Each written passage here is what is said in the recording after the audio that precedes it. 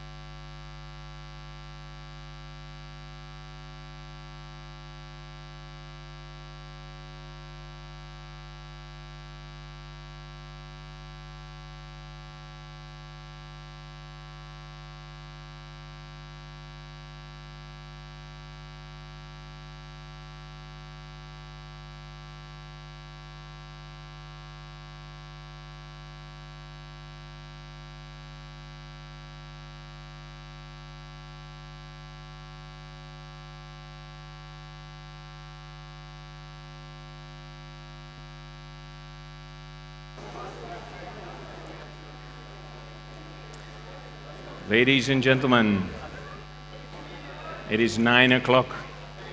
A very good morning to all of you. Please take your seats.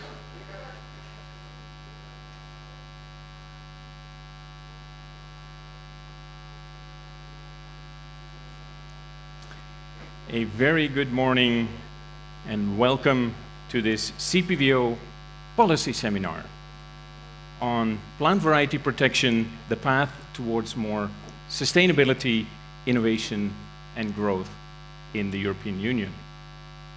A very big welcome to everybody here in the room, and of course, a very big welcome to everybody who is joining us online. I just got the update that we are now a little over 400 people that are participating in this seminar. A little over 400, that's quite the number. And of course that immediately underlines the interest in the topic, but also very much the importance of this very topic. My name is Marcel Bruins. I will be your moderator this morning. And before we start with the presentation, I have a few practical announcements for you. As you have seen in the program, we will start this morning with 3 presentations of more or less half an hour. We will break at 10:30, resume at 11, and that is then followed by 2 panel discussions. Both for the presentations as well as for the panel discussions, there will be simultaneous translation in English and in French. For the people here in the room, if you need translation, I hope you picked up an earpiece. It's just outside the room. If you have not done so yet, please pick up one now. And for the people online, there is also the possibility of sustainable translation. On the CPVO, the dedicated CPVO website, there will be 3 links to 3 streams where you can listen to the seminar either in the original language or entirely in English or entirely in French. Of course, a major part of this policy seminar is the presentation of the study, the joint EU-IPO CPVO study, contribution of the community plant variety rights system to the EU economy and the environment. And as a plant breeder myself, and having worked in the PVP field for many years, I'm very excited to learn more about what is the outcome of this study, but we will hear more about that later this morning. People here in the room have received a green swag bag with the agenda and the executive summary of the study that I just mentioned. And for the people following the seminar online, you will be able to find everything on the dedicated CPVO website. A detailed overview of the biographies of the speakers and the panelists is also available, but unfortunately only online. And when introducing the speakers and the panelists, I won't be needing to mention any of the biographies, so that's good, that saves us some time.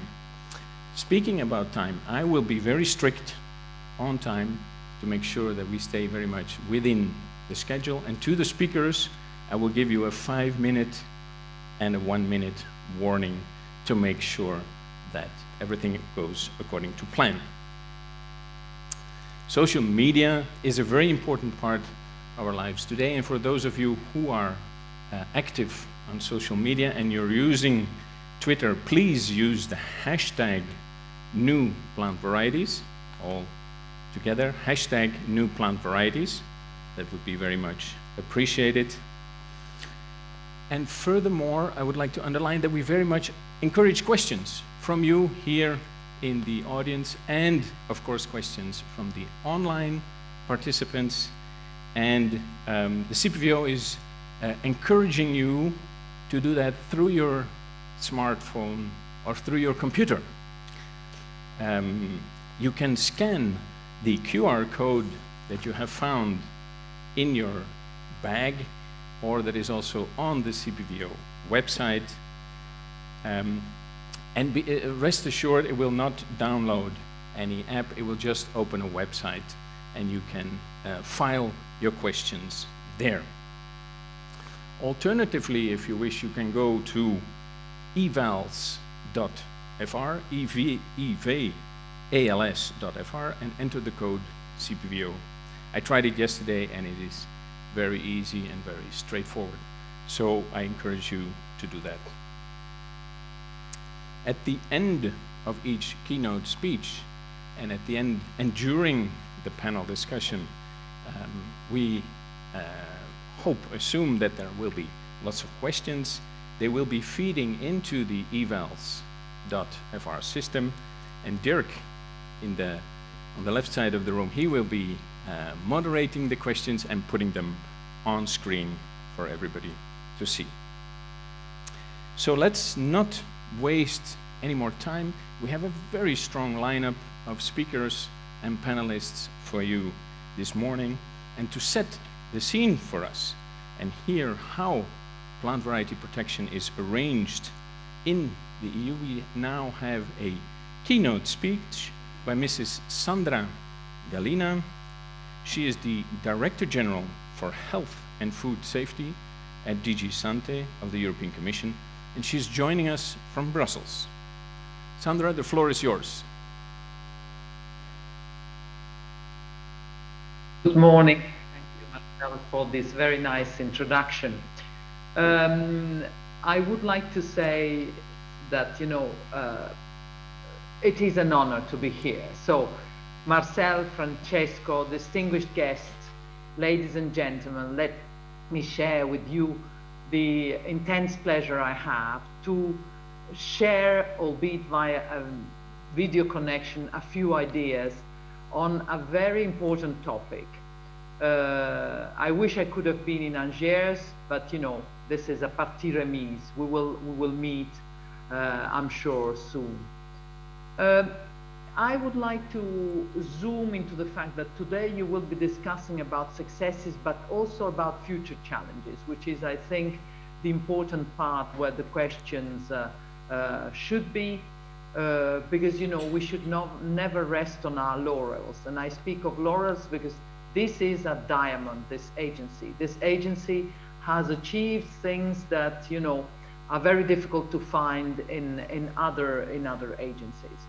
The seminar will be focusing around, or will be informed by, the joint study that you have just mentioned, the socio-economic impact of plant variety protection in the European Union. I would like to thank from my heart all those who worked to this study, because the study is really very interesting, and I think anyone who is in this domain should read it, because it contains a wealth of information. It contains a wealth of information over the 25 years that, you know, we have been here. Here we have had a setting up of a system in 1995 of the community plant variety rights system. And I would say that we all agree that it has been a real, true EU success story.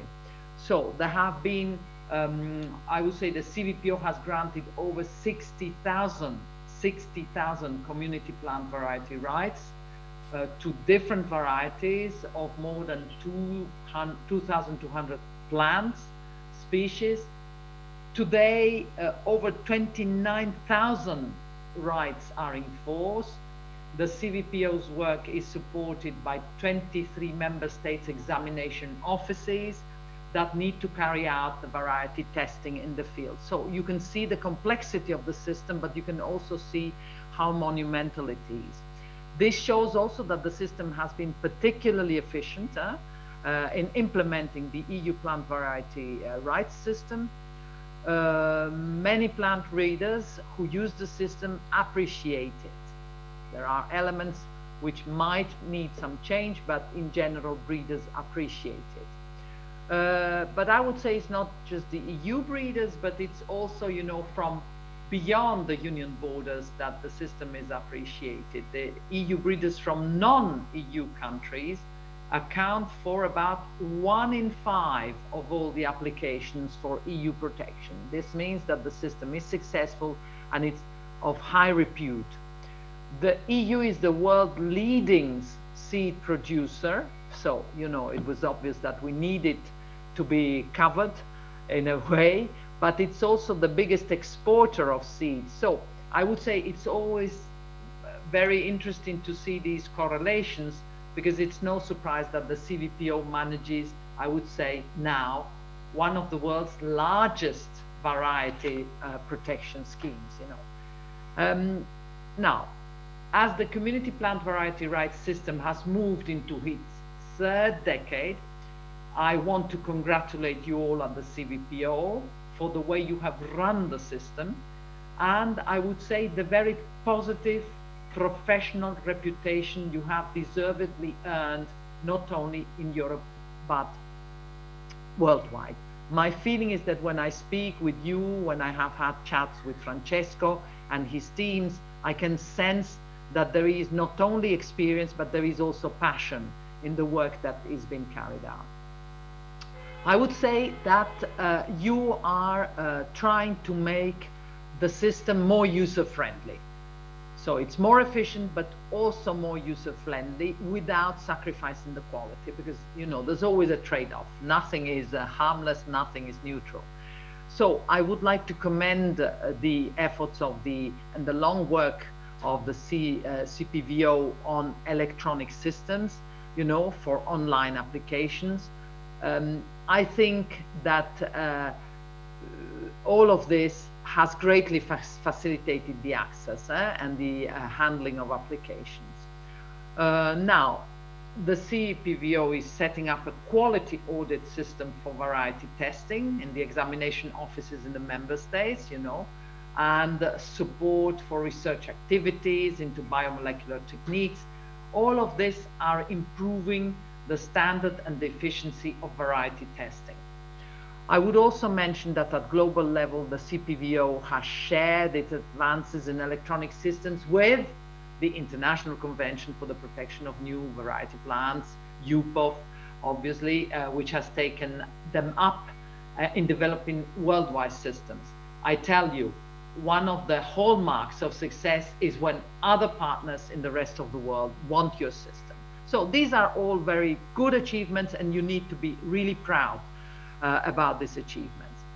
But today, the plant variety rights system has to take into account some key challenges. The world never stays put.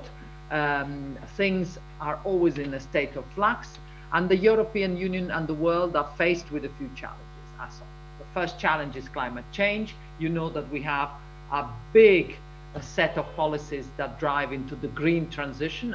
We have the green and the digital transition for this college, which is of paramount importance. So climate change, there's also population growth, the food security issue, I would say biodiversity loss, the environmental degradation, all these elements fueled a certain situation that now has been, in a sense, heightened in terms of urgency because of the very, very insecure situation created by Russia's aggression against Ukraine. We have been discussing just yesterday at a seminar with Director Generals that, you know, we are just out from the COVID, or we think we are more or less out from the COVID emergency, and we are now facing yet another emergency, which is created by the Russian aggression, and food security is very high up on the agenda. Now, to tackle these agendas, we need to certainly preserve the objectives of the Green Deal, because the Green Deal is about healthy people in healthy societies in a healthy planet. And let me say, healthy societies these days, at least for me, includes also the democratic tinge of the societies. Let me say to you, you can see how Europe has stabilized the COVID situation thanks to a very successful vaccine strategy. You can see how, in certain respects, others have failed with approaches that are somehow zero COVID and very unrealistic. So we need to go for sustainable food systems. These are at the heart of the Green Deal in Europe. And the EU Farm to Fork strategy is, I would say, the core component from which descend many other rivulets of action. So I would say amongst the actions I can quote like that from the Farm to Fork, there is the halving of the chemical pesticides. And I would say there is also the increasing in organic farming to cover at least 25% by 2030. These are not small objectives. They are huge objectives, and you know, we need also to imagine that we need to bring the 27 member states, which is always the challenge, forward without leaving anyone behind. So reduce excess fertilization and reverse biodiversity loss are key elements in our strategy. The challenges we face call for innovation and new technologies. We have seen with the vaccines that, you know, new technologies can help, and we need innovation. So we need to also remember that Farm to Fork recognizes the importance of sustainable food systems resting or relying on seed security and diversity. I want to stress this concept: seed security and diversity. One of the best routes to sustainable food production includes plant breeding. We have strategies to mitigate climate change, but without plant breeding, we will not be successful. So this is why new and improved plant varieties are pivotal, are crucial to ensure better yields, adaptability to the changing climatic situations, and so on and so forth. So in the long term, your work, the work of breeders, is boosting long-term food security through sustainability. Now, which are, in my view, the practical issues around plant breeding and the plant variety protection? Now, the first issue is that I was explained in no uncertain terms how long it takes to develop a successful plant variety. It takes over 10 years for many species. So, you know, it's like investment. This is not something that has a rapid, I would say, return. A new variety then, once released, can often be easily reproduced by others. So the regional breeder is deprived of the fair opportunity of the benefit from its investment, you know?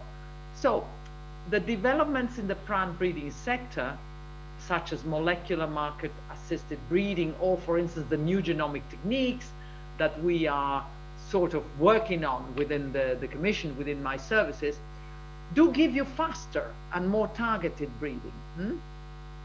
So this could lead to an increased use of patents on specific traits in the plants. However, I would say the plant reproductive material of those plants, that is the seeds, we go back to the seeds, is marketed as varieties. The varieties can be protected under the plant variety rights system. Here is the conundrum that I see in this system. Because of the field trials, the process of granting the plant variety protection takes at least 2 years. And you know, the turnover of varieties has increased. It seems, but you know, you are the experts, that breeders are no longer seeking the protection for all varieties, but only for the most promising ones. So, you know, there's an element here that I would like the discussions to tackle. We need to make the system, I would say, more efficient. And efficient is a very vague word for what I intend.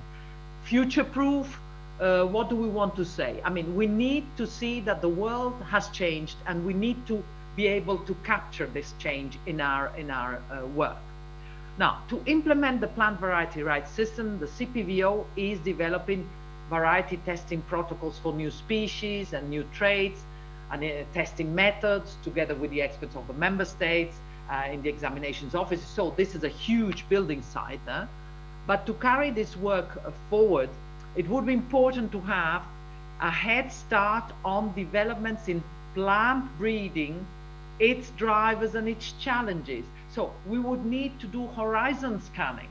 And you know, this is something that I would commend we should undertake. And I feel this is something where we need to be really working. Horizon scan.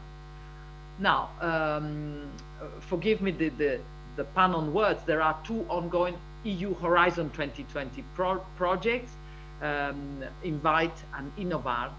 They run from 2019 up to 2024. So I mean, it's tomorrow, 2024. They are studying the plant variety testing, innovative testing tools and methods, you know, including the biomolecular techniques. Now, the results of these studies should support, I would say, these projects should support the uptake of new methods in variety testing, or so we hope. But meanwhile, the international cooperation is increasing through the UPOV's new electronic application system, to make easier for countries to exchange existing variety testing reports. Now, few countries outside our union have a quality audit system for variety testing in place. This is another element. So this is why we tend to rely on our own variety testing.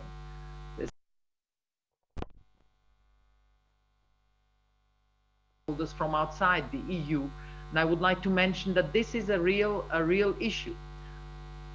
Finally, let me mention the access to plant genetic resources. This is of high importance to plant breeding. It's undeniable. Now, the internationally recognized breeders exemption, enshrined in the plant variety rights system, gives access to plant diversity of any protected variety for further breeding. Now, this is not the case for patented plants with new traits. So this is also an element that we need to bear in mind. So I believe we may conclude that a robust, I stress the word robust, plant variety protection system is critical to motivate breeders to carry out the long-term breeding efforts.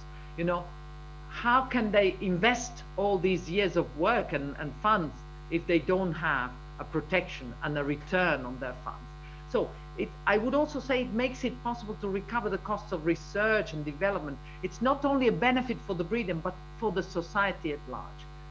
Now, may I turn to the Commission's Intellectual Property Action Plan? Because here there is the big conundrum of the small and medium-sized businesses. We have had discussions with Francesco on this, because it is important that the SMEs in this area be considered in this plan.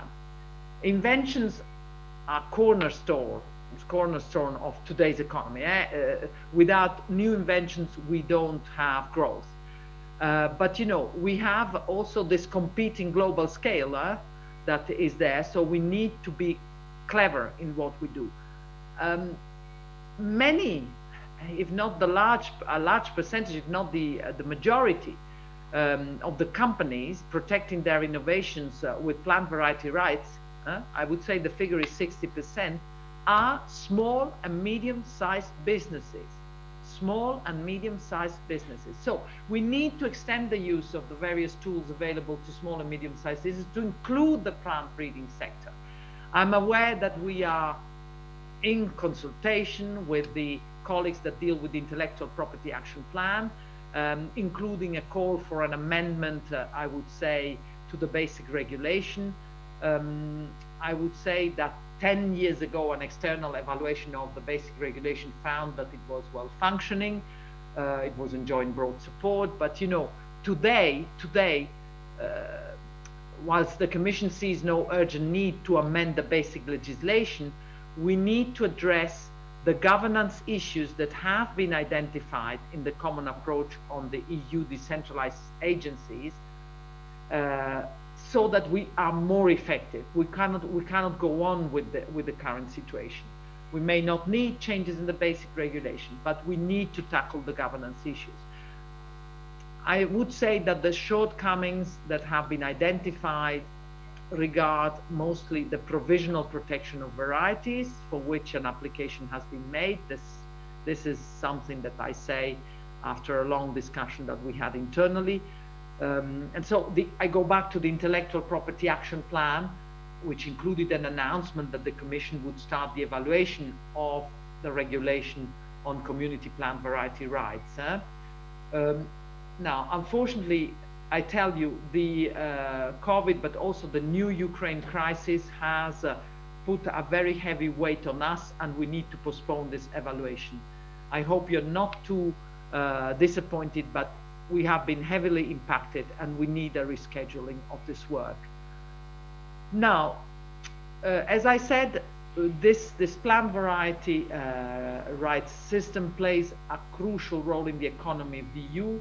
Yesterday in the Director General's meeting, we stressed again that, of course, there are other urgencies, but the economy is really very important. So anything that helps the economy is important.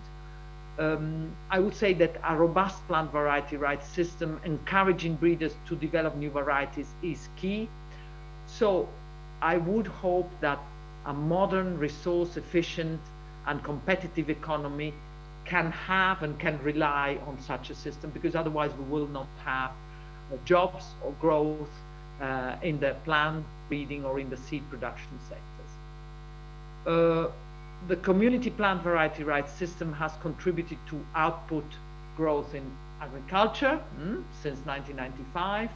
Read the study, you will see the impacts on plant variety protection on this. I would say this is fantastic news. It means that the farmers and the growers across the EU have benefited from innovations that have been supported by the plant variety system. Now, this legislation, the plant variety rights legislation, helps create investment, you know, helps promote research, you know. I think that it is extremely important to bear all of this in mind. With plant breeding, we are also at the very root of the food chain, with innovation traveling downstream. The study confirms that by reducing the environmental impact, you know, by reducing the use of certain resources in agriculture and in horticulture, by increasing farmers' incomes, you know, fewer inputs and I would say better, reward, keeping also prices for consumers lower. I mean, all of this confirms the importance of the plant variety system economically. So I would say that I'm delighted to conclude play both environmentally and economically in the Green Deal and the Farm to Fork, and it's crucial for the economy. So I would simply say that for us to be able to continue with this success, we need to take into account the changes and we need to adapt to the new changes. A final word on the CPVO as an agency that is totally self-financing. This is really an achievement. I think it's very important, and I would like to thank the work of all in CPVO, the Administrative Council, the staff that are trying to keep all the office books very balanced to provide stability and continuity. This is really a success that the agency needs to be very proud of. Now, I would like to stay in the discussions, but today's agenda, I repeat, because of Ukraine and because of all that we need to do, and it's massive in all respects, calls for my presence elsewhere. In fact, I extracted this slot. I would say continue with this success, continue serving our society as a whole, and continue with the very good, I would say, beginnings that we witnessed in these 25 years. Long live the CPVO, and I wish you all a very fruitful seminar. Thank you.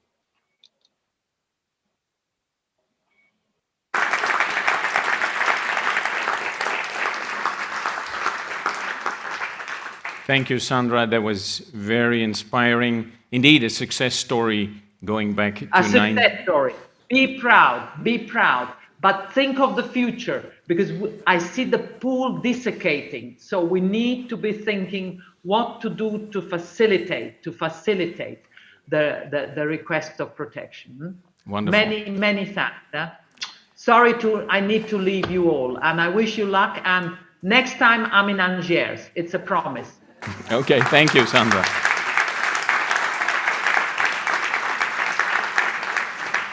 Indeed, a success story going back to 1995, and despite some major challenges, as Sandra just mentioned, and not becoming complacent, but continuing to improve. It was very nice to see Sandra having such an in-depth knowledge of the seed sector. I'm sure if she ever considers a career change, the EU seed sector would welcome her with open arms.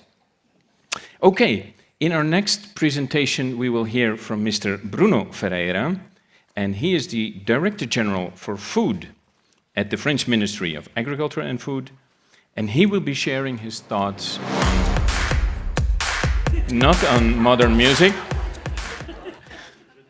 He will be sharing his thoughts on key challenges and opportunities of plant variety protection in France. Bruno, the floor is yours. Bonjour à tous. Promis, je ne danserai pas sur la musique d'introduction, je ne m'y risquerai pas. Messieurs les membres du Parlement européen, Madame la directrice générale, même chère Sandra, même si vous avez dû nous quitter, Mesdames et Messieurs les présidents, Mesdames et Messieurs, je vous en remercie vivement de me donner l'opportunité d'intervenir lors de ce séminaire organisé en temps de présidence française du Conseil de l'Union européenne. La question de la protection des nouvelles obtentions végétales constitue en effet une thématique importante pour la France, et ce, pour de multiples raisons. Je commencerai notamment par évoquer l'implication historique de la France dans ce domaine. Le statut de la France en tant que principal exportateur de semences et plants au niveau mondial depuis les années 1920 l'a poussé à s'intéresser à la question d'une protection efficace assurée à l'obtenteur, compte tenu des investissements conséquents effectués dans les travaux de sélection de ce secteur d'excellence. À cette époque, les nouveautés végétales s'inscrivaient dans le cadre des brevets, au même titre que les inventions techniques. Or, les sélectionneurs se sont accordés à reconnaître le caractère particulier des obtentions végétales. Ce constat a ainsi poussé les parties prenantes à amorcer une réflexion nationale autour d'un cadre adapté et différent des brevets. Il a cependant fallu de nombreuses années pour que cette réflexion aboutisse. En 1956, dans un contexte d'émulation internationale sur le sujet, impulsé notamment par l'Association internationale des sélectionneurs pour la protection des obtentions végétales, et dans le contexte de la deuxième révolution agricole dans une période d'après-guerre, l'Institut national de recherche agronomique, l'INRA, et le ministère de l'Agriculture ont été à l'initiative de travaux préparatoires conduits avec l'appui et le soutien de quelques pays de la communauté économique européenne. Ces travaux ont abouti en 1961 avec l'adoption de la Convention internationale sur la protection des obtentions végétales et la création de l'Union de la protection des obtentions végétales, l'UPOV, à Paris. Cette convention a permis d'instituer le certificat d'obtention végétale comme modèle de protection intellectuelle adaptée aux variétés végétales. L'année 2021 a marqué les 50 ans de la protection de l'innovation variétale en France et de son adhésion à l'UPOV. L'OCVV, dont la naissance est concomitante à celle du régime communautaire de protection des obtentions végétales, a fêté ses 25 ans en 2020. Nous avons la chance et l'opportunité d'accueillir son siège en France, et plus particulièrement dans la région angevine, connue notamment, outre sa douceur de vivre, pour son excellence et son dynamisme dans le domaine de la production végétale. Son positionnement à Angers offre également une proximité avec l'Office d'examen français, le GEVES, dont je salue le directeur Alain Tridon, que certains d'entre vous, et j'en ferai part, visiteront cet après-midi.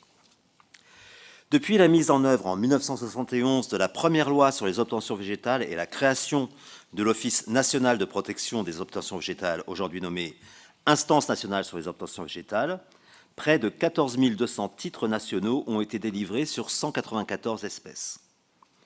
Sur la scène européenne, la France fait partie du trio de tête mobilisant le certificat d'obtention végétale européen, représentant en termes de volume en 2020 environ 20% des dossiers déposés dans les pays de l'Union européenne.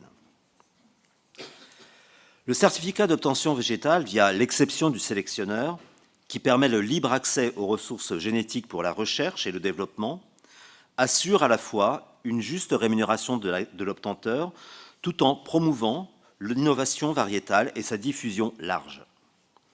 Il s'agit donc d'un modèle clé de protection qui alimente un cercle vertueux favorable au développement de nouvelles variétés végétales.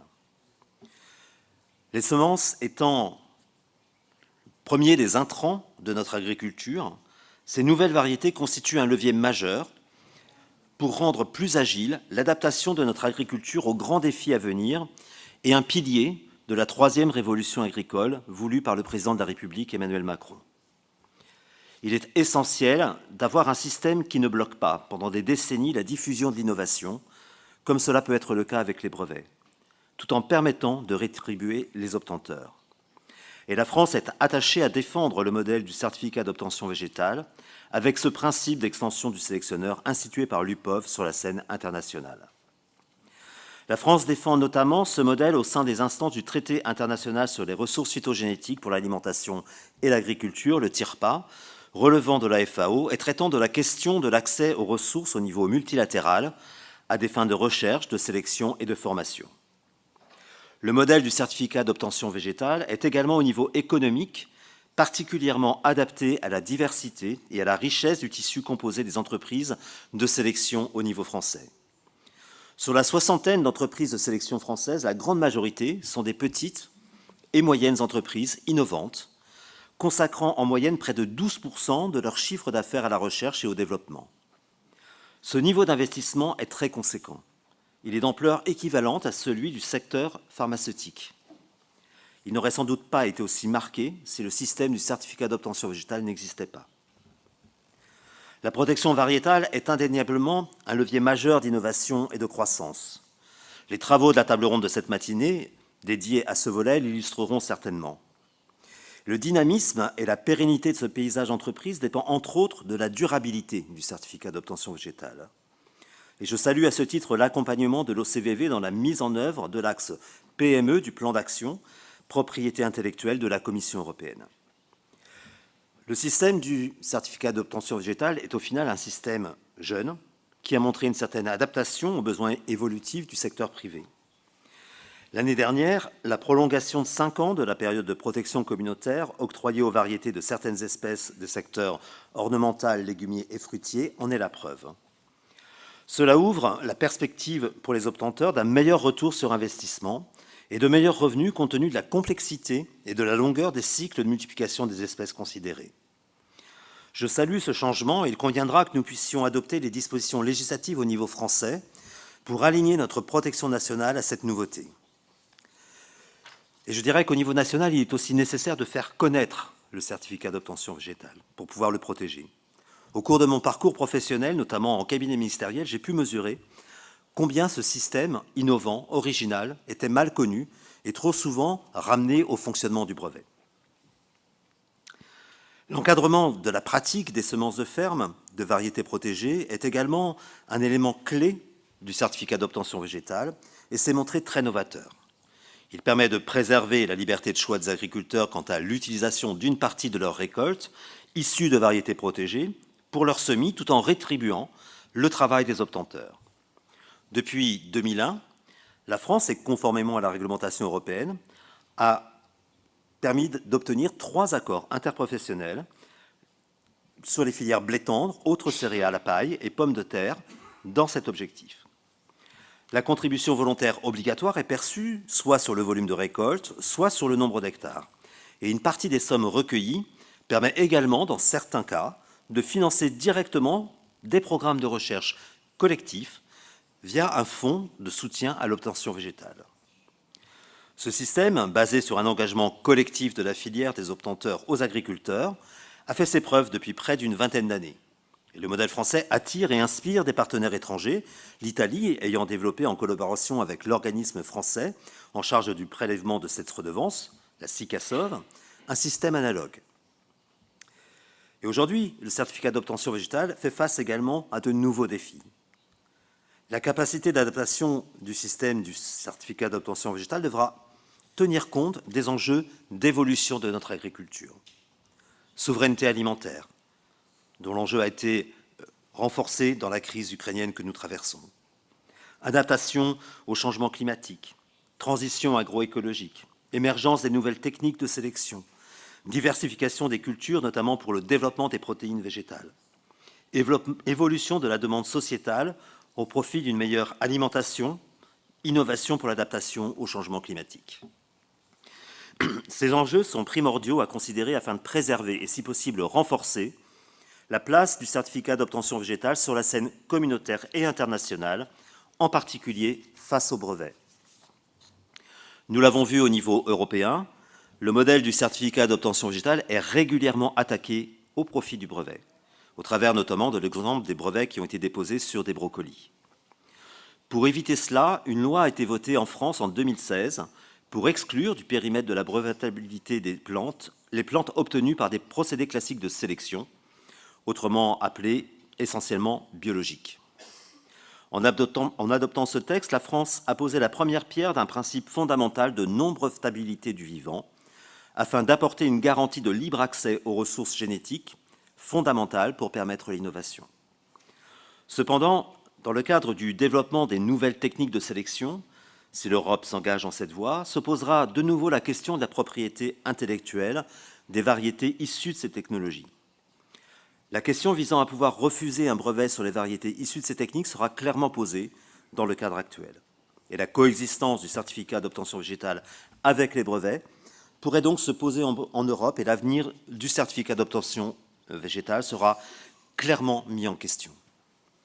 Au niveau international, si le brevet domine dans certains pays, d'autres pays, au contraire, et non des moindres, refusent, de manière plus ou moins claire, de reconnaître les droits de nos obtenteurs. Ce n'est pas non plus acceptable. Il est impératif, pour maintenir les capacités d'innovation de nos entreprises, qu'un juste retour sur cet investissement soit effectué. Tous ces enjeux devront être pris en compte dans le cadre des différents chantiers législatifs européens qui vont concerner de façon plus ou moins directe la propriété intellectuelle sur les végétaux. Je pense notamment au chantier de la révision de la réglementation semences et plants qui est en cours. Il y a également bien sûr la réflexion sur le cadre donné aux nouvelles techniques de sélection que j'ai déjà évoquées et qui pourrait aboutir à une proposition législative de la Commission dès 2023. Par ailleurs, le projet de révision du règlement européen sur la protection des obtentions végétales est prévu également courant de l'année prochaine. Enfin, au croisement des politiques et réglementations européennes actuelles, avec notamment le règlement agriculture biologique et la stratégie qu'a évoquée Sandra Gallina tout à l'heure de la ferme à la table notamment, se situe une thématique centrale, celle de la diversification de nos cultures et de notre souveraineté. Ainsi, en complément des variétés dites conventionnelles, la commercialisation de nouveaux types de semences et plants a été récemment autorisé dans le cadre du nouveau règlement européen relatif à l'agriculture biologique. Il s'agit des variétés biologiques adaptées à la production biologique et les variétés population. La place du certificat d'obtention végétale dans ce paysage nouveau s'annonce être un véritable défi face à l'hétérogénéité plus ou moins marquée de ce type de matériel. Il conviendra de concilier l'intérêt des obtenteurs, les incitations positives à l'innovation et l'accompagnement vers une offre variétale plus diversifiée. Et en l'absence de propriété intellectuelle sur ce type de matériel, les entreprises devront trouver un nouveau modèle économique. Au niveau français, nous ne savons pas aujourd'hui quel sera le succès de ces matériels, ni s'ils vont conduire à l'apparition de nouveaux acteurs, malgré la demande politique et sociétale qui est assez forte sur le sujet. En conclusion, je voudrais juste vous dire que je suis confiant dans notre capacité à tous, ainsi que celle de l'OCVV, pour accompagner ces changements globaux en faveur d'une agriculture européenne plus durable et plus souveraine, ainsi qu'en faveur de la protection et de la compétitivité de nos entreprises de sélection. Je vous souhaite un excellent séminaire et je vous remercie pour votre attention.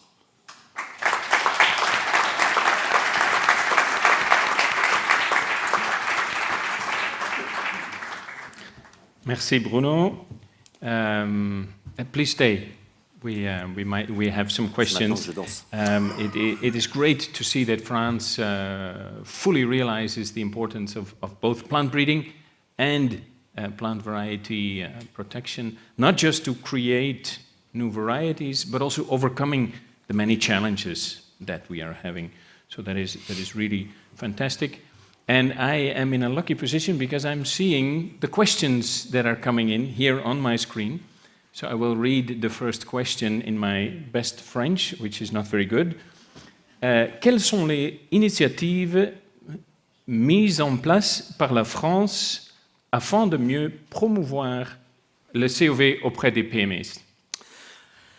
C'est une question intéressante et sur laquelle je n'aurais pas forcément une réponse très, très précise parce qu'en fait, mais je l'ai abordé dans mon propos, aujourd'hui le COV est relativement mal connu et j'ai pu le voir, j'ai passé quelques années en cabinet ministériel et pendant une période, quel que soit le projet de loi, il y avait toujours une attaque qui intervenait sur le COV et sur ce qui le contenait. Et donc il y a un vrai enjeu au niveau politique, au niveau des acteurs économiques, à faire connaître ce système, parce qu'il est souvent justement mal connu sur son caractère ouvert en matière d'innovation, et auquel nous tenons beaucoup justement pour la dynamique du secteur et face aux enjeux que nous avons à faire face et que j'ai rappelé tout à l'heure.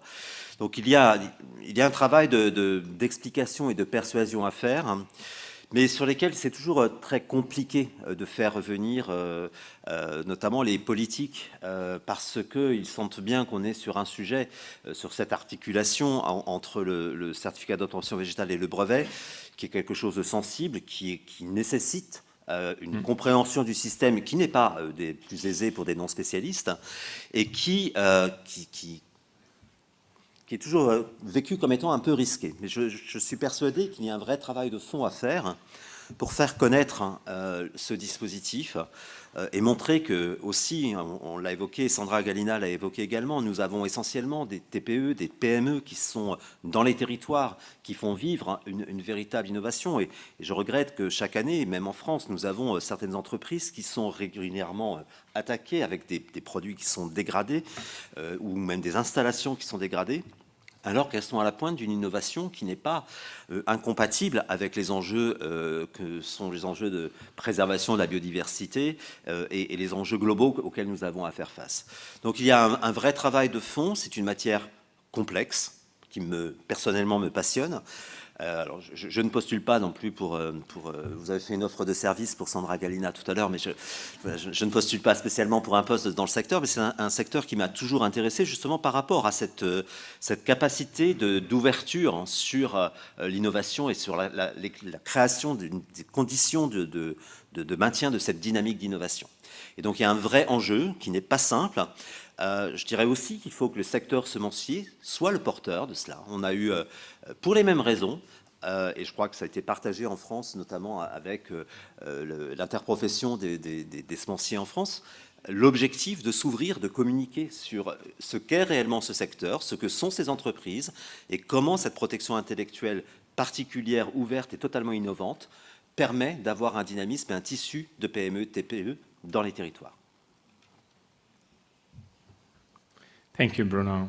Very well said. Indeed, the confusion between plant variety protection and patents is all around us. I'm also witnessing it. I love gardening, and I'm in some gardening platforms, and there the confusion between PVPs and patents is rampant. So we do have, indeed, I think, a job to do to better explain the difference between PVPs and patents. Seeing there are no further questions, thank you so much, Bruno. Merci à vous.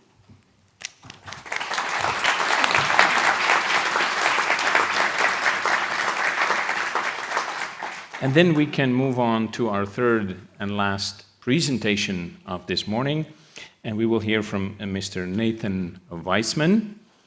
He's the chief economist at the European Intellectual Property Office, and he will be sharing the outcome of the joint EU IPO CPVO study, which is titled The Impact of the Community Plant Variety Rights System on the EU Economy and the Environment. But before Nathan takes the floor, we have a brief introduction via a short video message by Mr. Christian Archambault, the Executive Director of the EU IPO. Let's start his message. Good morning. It is my pleasure to be able to address this policy seminar dedicated to the role and impact of plant variety protection in the European Union. Community plant variety rights managed by the CPVO are one of the three unitary IP rights we have at this moment in the European Union. The other two are the EU trademarks and registered community design, which are managed by the European Union Intellectual Property Office, or EU IPO. All three are important tools to provide sustainability, to foster innovation, to encourage growth. You have heard already from both the European Commission and France's Ministry of Agriculture and Food on the importance of plant variety protection for these three goals. I am here with you today, even if it is virtually, to announce the public release of the new European study on the impact of the community plant variety rights system on the EU economy and the environment. This study is jointly published by the EU IPO and the CPVO. It is the third study of its kind published on community plant variety rights. The EU IPO and the CPVO are both part of the EU agencies network, and we have enjoyed close cooperation for several years, reinforced by the signature of a new service level agreement in July 2021. Last month, we had the honor of welcoming Mr. Francesco Mattina, President of the CPVO, to our premises in Alicante, where he took stock of our ongoing cooperation and discussed possible future synergies. Strategic partnerships like that of the EU IPO and the CPVO are fundamental in order to generate effective economies of scale. This is vital to driving job growth, as well as overall economic growth and productivity in the longer term. The CPVR system contributes to employment by as many as 800,000 jobs, and the jobs thus created are also better paid. Farmers and growers across the EU benefit from the innovations supported by the CPVR system, and many of these farmers and growers are SMEs, including physical persons. Under the IP Action Plan of the Commission, and especially since the onset of the pandemic, the need to further support SMEs and their IP rights is key. When many people hear of plant varieties, they think of large multinational companies, but 60% of community plant variety rights currently in force are owned by SMEs, and they account for over 90% of the CPVR registrants. The CPVR system not only contributes to the EU economy, but also to the EU's environmental objectives. My colleague Nathan will now give you a comprehensive overview of the report. You will hear in detail how the CPVR system contributes to the EU economy, to the Commission's Green Deal objectives, and to the UN's Sustainable Development Goals. In short, you will hear about the importance of the community plant variety rights system for the EU as a whole. Ladies and gentlemen, thank you for having invited me to speak at this event. I look forward to the continued success, cooperation, and further strengthening of our strategic partnership between the EU IPO and the CPVO. Thank you. Good morning. It is my... Thank you, Christian. Nathan, the floor is yours. Thank you. Okay. So, good morning, ladies and gentlemen. It's a real pleasure to be here. This is my first visit to Angers. This is it's not the first time that I've met Francesco and the other members of his team here from CPVO, but it's the first time I have the pleasure of being here and to present to you this study on which we have been working for, it seems like 2 years, although it has not quite been that long, but certainly it was, it's something that CPVO have been encouraging us to look at. We have done at EU IPO, we have carried out many studies of various aspects of intellectual property rights, both the true rights that we manage at EU IPO, the trademarks and registered designs, but also together with the EPO, we have looked at the economic importance of patents, as well as copyright and other IP rights.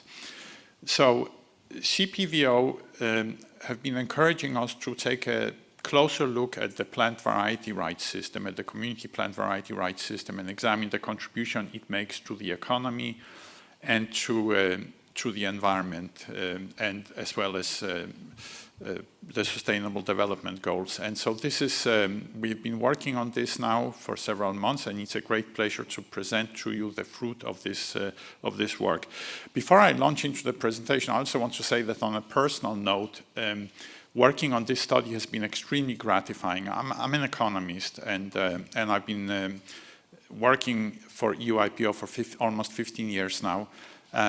But because of the rather specialized nature of plant variety rights, it was not something I knew a lot about. So when I look at this study and compare to the other studies we have done, I will honestly say that I have learned more from working on this than any other recent activity. So this has been very, very interesting on a personal level as well.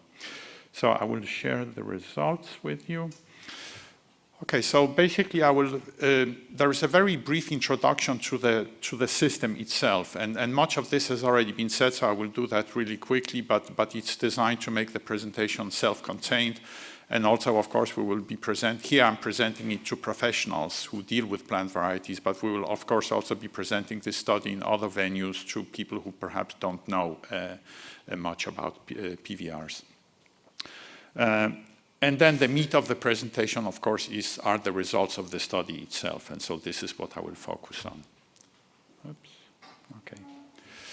So first, just some basics. Again, the system has been in existence since 1994, so roughly the same. Our community trademark and system and the community plant variety rights were born at roughly the same time.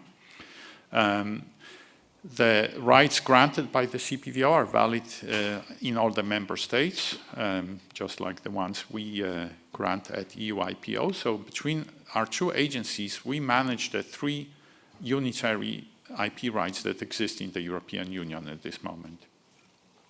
As has been said, 24 of the member states are members of UPOV. And there is coexistence between the community plant variety rights and the national plant variety rights in those member states that have them. But and that's also true, for example, for the IP rights that are managed by my agency, the community trademarks and community registered designs. However, the difference is that here it's either or. So you can have a national right or a community right, but not both. When it comes to plant variety rights. Okay. So what are the main features? Well, you can, as stated here, you can protect any kind of plant varieties using CPVRs. Up to now, 2,300 different plant varieties have been protected under the system. The duration is 25 years for most crops, although 30 years for some other ones. And I understand that the list of the varieties for which protection lasts 30 years has recently been expanded. Well, the office, you all know, we are here in Angers, and the point that was already made earlier, that this office is self-financed. This is another characteristic that CPVO shares with the EU IPO, and I'm not aware of any other of the 30-plus decentralized agencies of the European Union that are self-financing, but our two agencies are. So that's also something to treasure and be proud of. Okay, I will now move on to the study itself. Okay, so when we set out to do this study, we started by thinking of economic benefits, of course. I mean, I'm the chief economist of EU IPO. We do economic studies, so this was also the starting point. But of course, when you look at plant variety rights, then you have, let's say, you have many constituencies, but the two principal constituencies are, of course, the entities, the people, the companies that register the plant variety rights, so the breeders. But what is then done with it? Well, of course, the farmers, the growers use those plant varieties to produce food for us. I mean, this is fundamentally why plant varieties are important, even to a lay person like me, that we all have to eat. This is a very fundamental human need, and so therefore, from an economic point of view, we wanted to look at the impact both on the breeders and the growers. And although we call the impact on growers indirect here, it really, in a way, it is where the bulk of the impact is, both from an economic and from an environmental point of view. And so, besides the economic issues, we wanted to look at the contribution of the plant variety rights system, and in particular the community plant variety rights system, to the environment. We've heard earlier that obviously we all know about the Green Deal. We know about the Farm to Fork strategy. We know about the UN Sustainable Development Goals. So these are all important considerations and something we also wanted to examine in the report. So the report was carried out as it's a joint EU IPO CPVO report. We have, of course, also had input from the European Commission, and we have also had input from the stakeholders, the main stakeholders of the CPVO, as listed here. Okay, one of the interesting things about this study was the amount of data, different data sources that we have used, and we worked on this study together with CPVO and the Commission, who really helped us understand the different data sources with which we were not familiar. And I must also mention my colleague back in Alicante, Francisco Garcia, who could not be here with me today, but he did a lot of the work on precisely this aspect of the study. So, of course, the starting point was the registry of CPVO, but also data on national rights, the different databases such as Frumatis that exist, the common catalog, and some data from the food and agriculture organizations on the trade, on the production and the value and the trade of agricultural products. More. Oops, if I can, okay. Then, of course, we have our own EU IPO registry that we used, because we wanted to see to what extent the breeders who register CPVRs also register EU trademarks. Although this is not an aspect that in the end we discuss much in the report itself. The same thing goes for the PatStat database, which is EPO's database of patents, patent rights.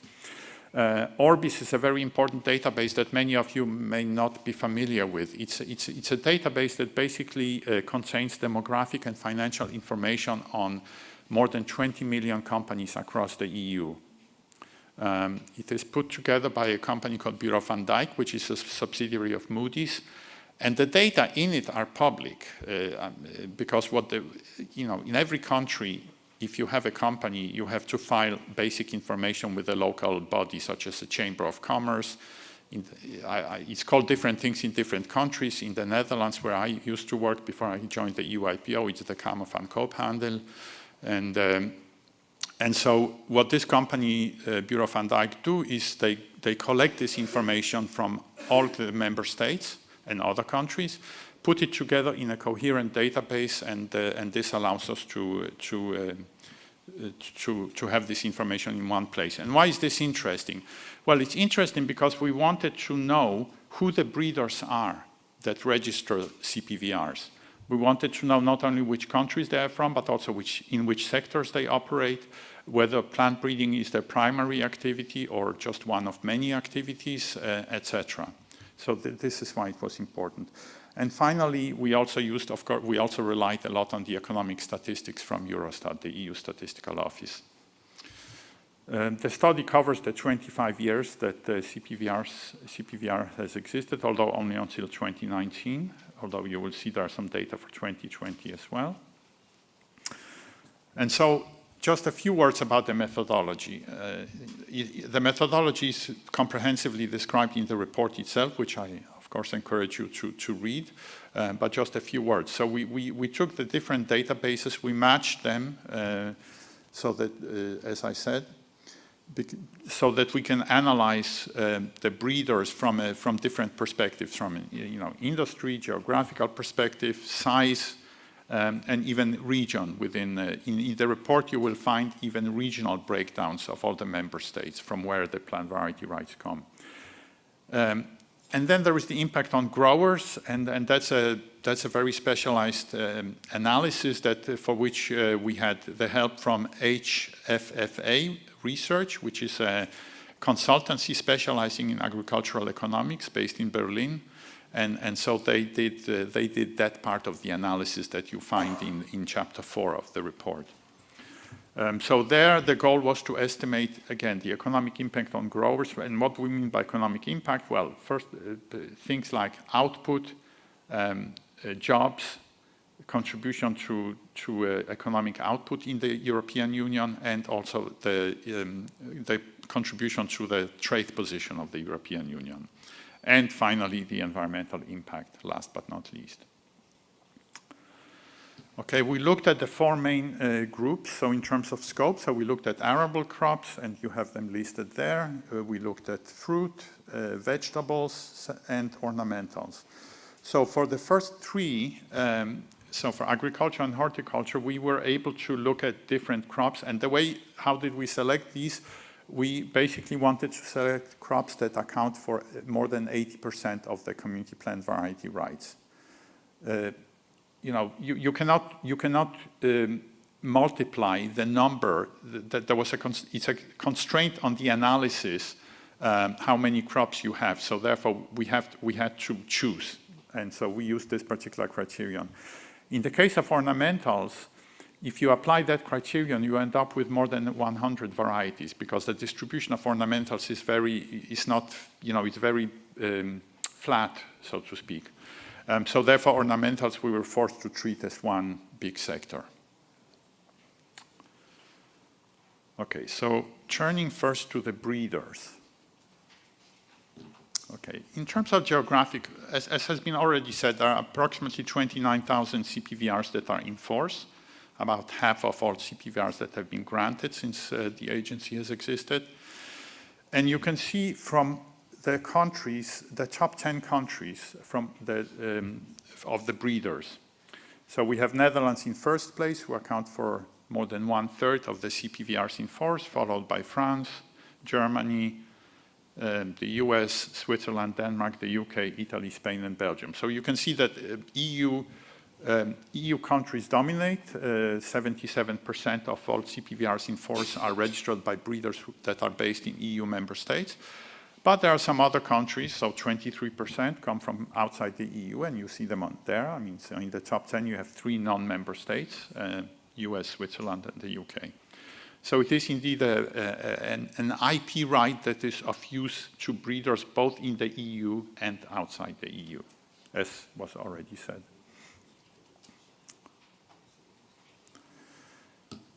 Taking a bit of a closer look at the sectors, we see that some countries specialize in certain sectors. So if we look at ornamentals, for example, then it is the Netherlands. Not surprisingly, I mean, we all, probably many of us have visited Keukenhof, which is at this time of year that you can see that. And so not surprising that the Netherlands are very strong in ornamentals.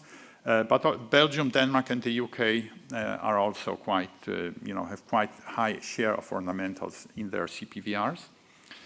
France, on the other hand, is strong in agricultural crops. You can see that 63% of French CPVRs, or CPVRs held by French breeders, are in agriculture. While some other countries are more balanced across the sectors, such as Italy, Spain, or Switzerland, which are less. And so in the report itself, you of course have a complete list of countries, all the countries that have registered CPVR, and you also have some of this broken down by region, but I have not included that in the presentation for interest of time. Now, this was a real eye-opener for us when we were carrying out the study, the size of the owners. And why? How do we know what the size of the owners, of the breeders? Well, this is precisely what we use Orbis for, because Orbis contains, among other things, the number of employees in the different companies. Okay, so this allowed us to identify which of the companies that have registered CPVRs are small companies and which are large. And I say it was a real eye-opener because, again, to somebody who is not familiar with the world of plant varieties, I think in the popular media or among the general public, there is a perception that this is mostly big multinational companies, because these are companies that everybody has heard of. These are companies that to some degrees also are controversial, as are many big companies, and this is the general perception.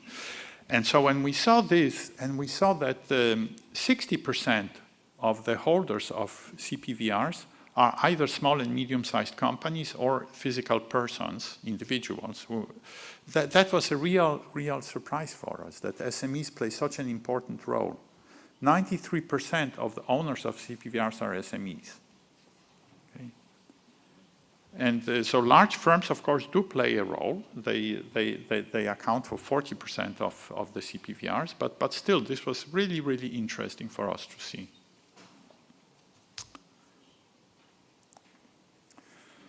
Okay, then we wanted to quantify what is the economic importance of these breeders. And here we ran into a bit of a problem, and we had to make a judgment. Why? Because many, as we saw on the preceding chart, 40% of CPVRs are held by large companies. Many of these large companies have different lines of business. So for many of them, plant varieties are only a part, and sometimes only a small part of their overall business. And in fact, some of the other large entities that hold plant varieties, for example, are universities. So obviously, universities do many different things besides plant breeding.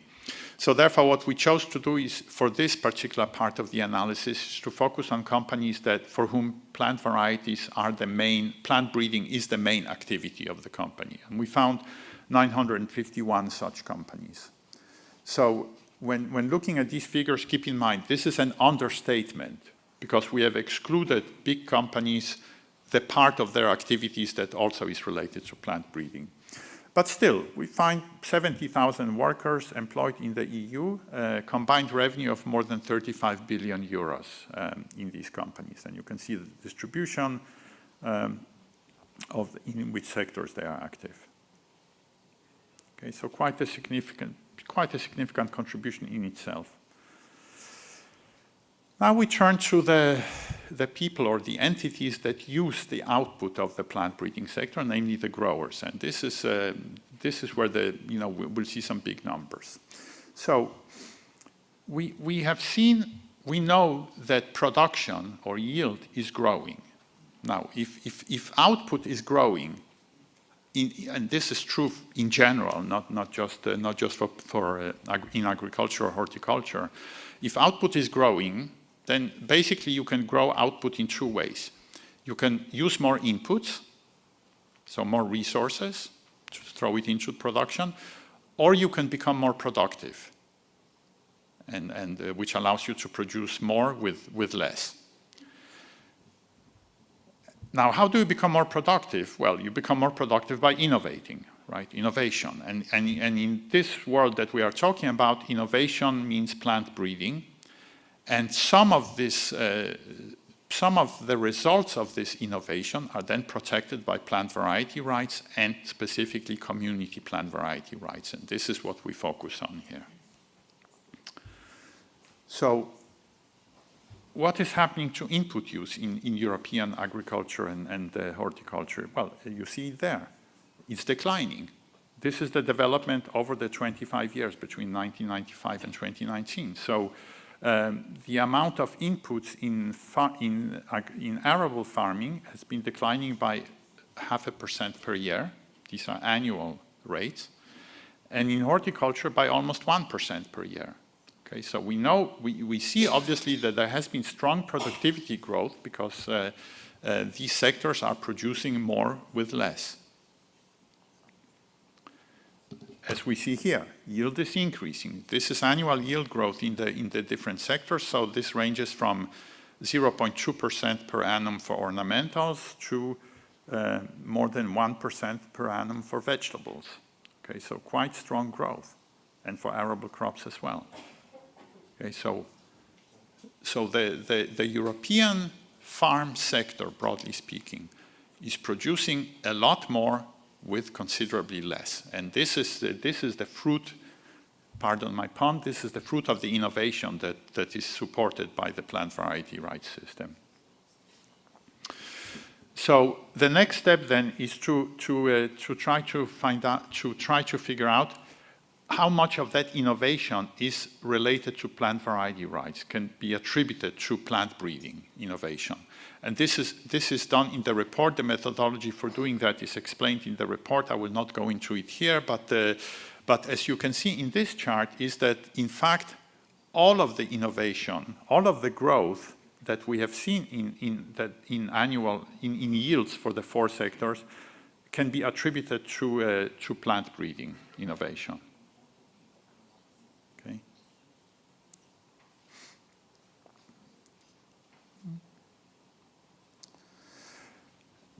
And then we look at, okay, what is the share of these new varieties that are protected by CPVRs? Because we want to zero in on the impact or the contribution of the CPVR system.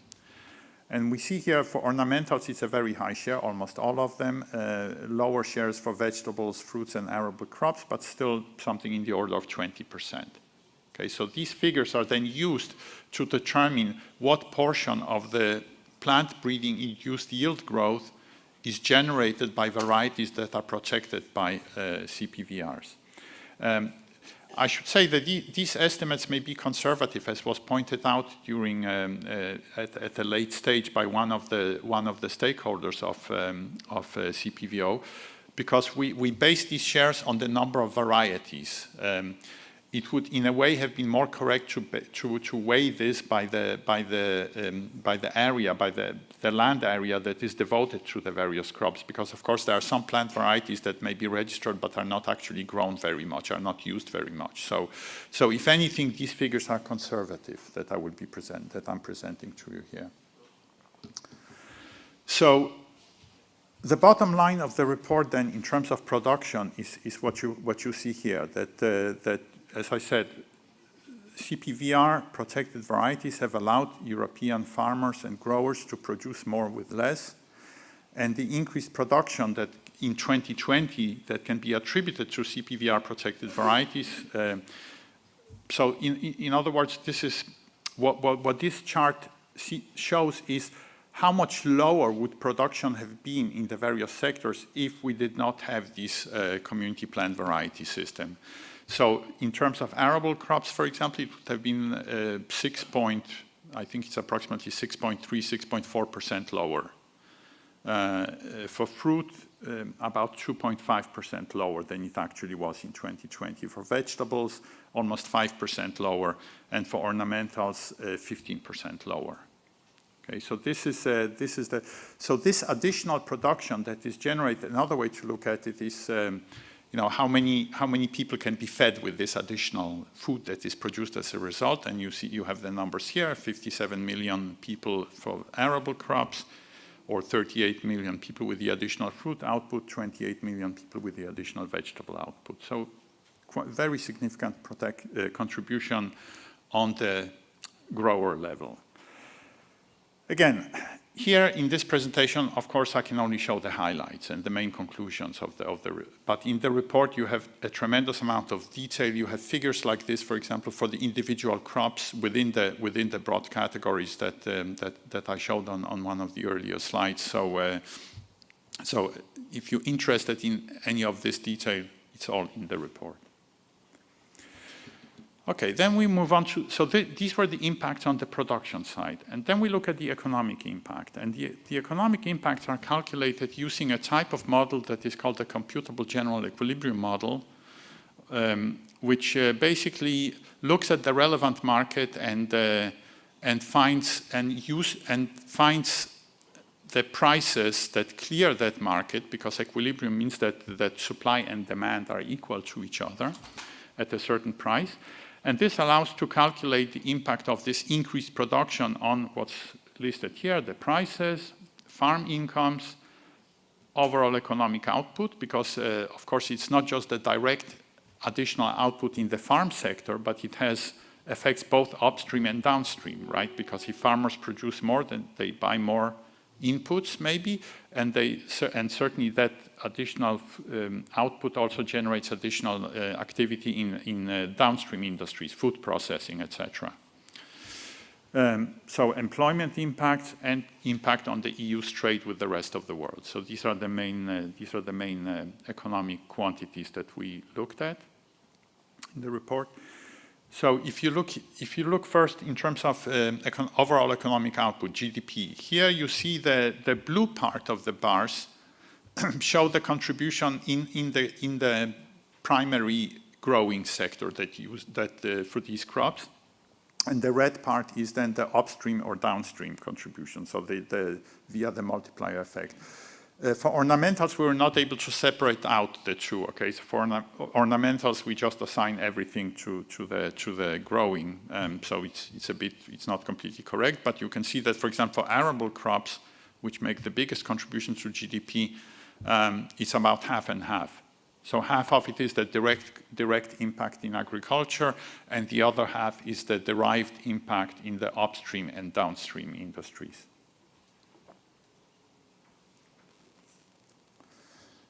Looking at employment, we can again do a similar calculation. The blue part shows the direct employment impact, which is around 90,000 jobs. So this is directly in the growing sectors. And the much bigger red part of the bars shows the total impact. So this includes the direct impact plus the upstream and downstream impacts. So, and that comes altogether to 900,000 jobs. So this is quite a significant figure. We have detailed information on trade with the rest of the world. So basically, this increased production and impact on competitiveness of European farmers that the CPVR system supports means that it helps improve EU's trade balance with the rest of the world. Without this innovation, we would have in certain crops we would switch from being today net exporters to net importers, and in all cases the position of the EU would worsen without this innovation. In other words, for the sectors where we have a surplus, the surplus would be smaller. For the sectors where we have a deficit, the deficit would be larger. And as I said, some would even flip from surplus to deficit. Again, the detail, which ones would flip and so on, is in the report. So we have a positive contribution to jobs. We also have positive contribution to wages. It is calculated in the model that without this innovation, wages would have been lower in agriculture as it is. Therefore, we calculate 12.6% higher wages than otherwise would have been the case in the arable crop sector, and 11% higher in the other three sectors. Okay. So, we have already heard about the environment, about the Green Deal, and so of course this was important for us to quantify this, because we all know about the challenges that we face, climate change and so on. Food security, of course, has become an issue now with the war, but climate change is something that is much more structural and ongoing, and we will not solve it unless we have continuing innovation in the food production sector, including in plant breeding. So what is the mechanism of the impact on the environment? Well, we have increased productivity because of innovation. This leads to less imports from the rest of the world and therefore less land use in the rest of the world. It is focused, the land use issue is focused on the rest of the world because in the EU it's really not feasible to expand the land that's devoted to agriculture. So it is assumed that if we had to, if we produced less, the additional imports would come from outside. So this land use can then be translated into less water use, fewer greenhouse gas emissions, and a lower loss of biodiversity. Again, how these calculations are documented in the report. I will not go into the methodology here, but they are very thoroughly documented, and this is one of the reasons the report is so long, by the way, that it documents everything. So I will just focus here on the results. In terms of the avoided land use, due to the innovation that can be attributed to the innovation that is protected by community plant variety rights, it's about 6.7 million hectares that are saved, so to speak, most of this in arable crops. If we translate into greenhouse gas emissions, then we're talking 62 million tons per year. And what is 62 million tons? Most of us have no idea what it is. I didn't either, so, in absolute numbers. So therefore, we try to relate it to something we can all understand. So this is equal to the total emissions of these member states that I mentioned here, Ireland, Hungary, or Portugal. Okay, so it's quite significant. Looking at the water use, again, 14.5 billion cubic meters per year. Is that a lot? Well, it's 1/3 of the water in Lake Constance, just to relate it to something that we can know on an intuitive level. Okay, I see the moderator coming to the lectern. So this usually means something, which is very good because I'm now on my last slide. Okay, in the report, we also discussed the contribution to the Sustainable Development Goals, which we are only able to analyze on a qualitative level. But here you see, just in broad terms, to which goals the plant breeding innovation contribute. The first goal of poverty reduction, because as we have seen, we have increased farm incomes. We also have more affordable food, so both of these help on that. As well as on the second goal, which is to eliminate hunger. There are two goals that relate to the life on land and jobs and growth, and we have again seen that the innovation in plant breeding helps preserve jobs and economic activity in the countryside. And finally, the two goals related to the environment, sustainable production and consumption, and climate action. Well, we have just seen that this innovation supported by CPVRs helps reduce greenhouse gas emissions, water use, etc. So it certainly contributes to that SDG as well. And with that, I thank you for your attention and happy to take any questions.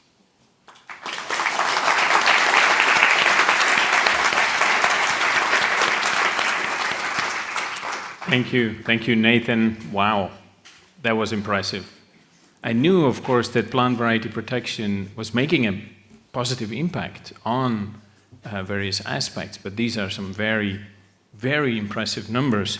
I wrote some down. 13 billion euro added to the GDP through the CPVR system, 900,000, almost 1 million jobs, additional jobs added by the CPVR system. Wow, that's very impressive.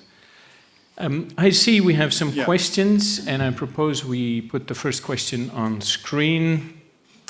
I will read out the question. Is the positive impact from CPVRs in the EU comparable to other parts of the world? Well, in the report, we only look at the EU, at the impact in the EU member states. So I cannot answer that question with any degree of certainty, but it stands to reason that if this type of innovation has the positive effects that we have just seen in the EU, there is no reason to believe that it also doesn't in other parts of the world. But we have not quantified that. This was outside the scope of our study. But we know, of course, from other studies, similar studies, that indeed the PVP system in other parts of the world has also a very big impact. I recall a recent study in Vietnam when they joined UPOV, yes. the UPOV. Yes. Yes, So. yes. And there is a study also by the same consultancy, HFFA Research, from 2016, if I remember correctly, that does look beyond the EU and also finds a positive impact, yes. Yeah, great. Let's go over to the second question. In relation to the innovative potential of SMEs, were you able to observe trends, for example, a growth or a decrease over the reference period, or is it rather a stable potential? And is there any link to a phenomenon such as climate change? Well, I mean, the 60% figure of CPVRs that are owned by SMEs, that's a point in time. So this is now. Okay, so that's not. We have not looked at how that has evolved, but we know from other studies that. Well, so. To answer maybe the second part of the question quickly, so is there a link to climate change? Well, if we have just seen that that CPVRs or innovation protected by CPVRs makes a positive contribution to fighting climate change, and if 60% of those CPVRs are held by SMEs, then obviously these SMEs are making a contribution to climate change. We know from other studies that we have carried out at EU IPO that SMEs that are active in the IP rights sphere have a much higher probability of achieving fast growth in subsequent years than other SMEs. So, you know, in general, when we speak about SMEs and why SMEs are interesting also for the Commission and for policymakers on the national level, well, it's not all SMEs that are interesting. It's the innovative SMEs. And these are the types of companies that come here, for example, to register CPVRs. Mm-hmm. Thank you, Nathan. The questions keep coming in. The third question here, I understand the concept of using less land use and less water consumption, but how did you estimate that there are fewer greenhouse emissions? Yes, this is based. I mean, there are a number of studies that have been done in the past that are used in the report to let's say develop some factors that allow us to link reduced land use to reduced greenhouse gas emissions. Mm-hmm. That's a short answer, but I'm going to walk around the room because perhaps there are people who have forgotten their smartphone and are unable to scan. Let me switch on the microphone. There you go. Please introduce yourself. Good morning. Ursula Lamberti. I work as a legal advisor at the CPVO. So before asking my question, I really like to praise the effort of UIPO and you personally in extracting meaningful conclusions when the data context is really not, is quite complex, right? So we have different crops and different business models, and getting the data has not been so easy. So thank you for that. My question, in short, is what's next? I mean, we have a very precious resource there, a lot of data, a lot of conclusions. What are we doing with that? What are the fora where we can use these conclusions? Can we use it for policymaking, awareness raising, at an international European level? Can you elaborate on that? Thank you. Yes, that's a good question, because it really goes to the heart of the studies in general that we do at EU IPO, because we are not a university, so we have this kind of double role, because we do the studies to the same high academic standards that you would at an academic institution, including in many cases peer review, etc. But the purpose of the studies is indeed to be used in policy making, in awareness raising, and so on. Now, of course, this aspect is very important. But it is really a question, of course, more for CPVO than for me to answer, because it's mainly CPVO, of course, that is active in this sphere of plant variety rights.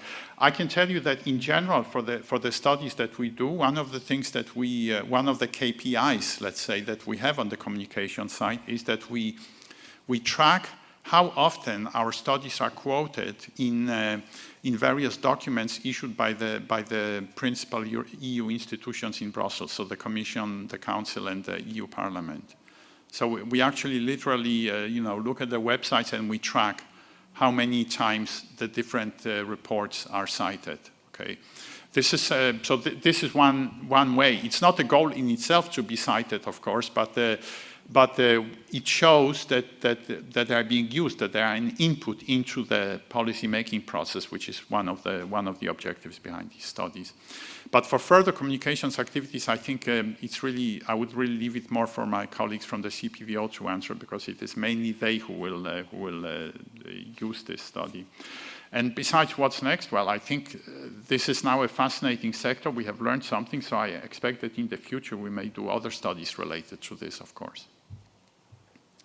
This is a very interesting topic, and I do realize we're a little bit over time, but I will allow 2 more questions. Here is one question. Please introduce. Hi, Michele Morgante from the University of Udine in Italy.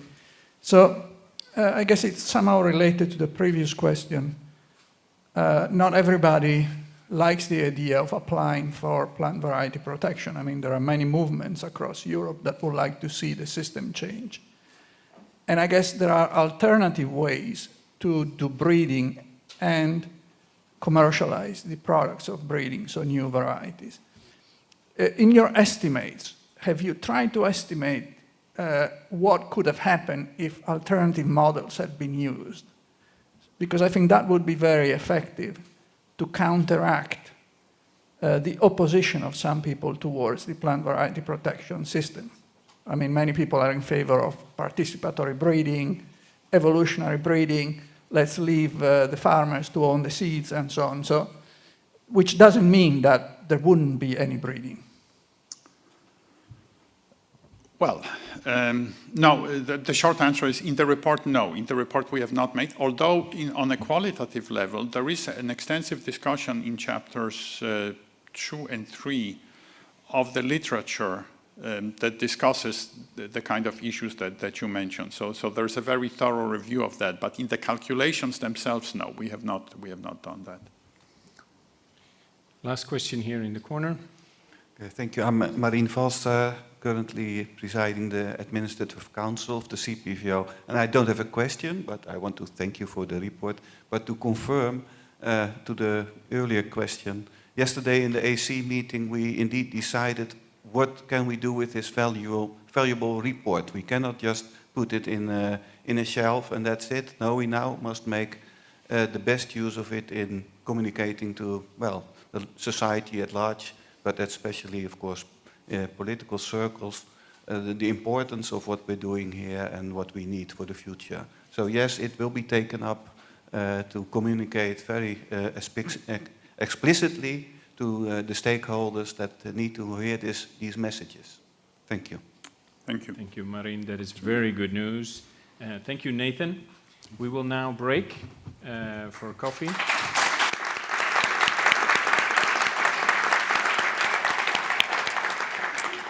I expect you all back a little before 11 o'clock, and the panelists of panel 1 a few minutes earlier, so we can get everything set up. Enjoy your break.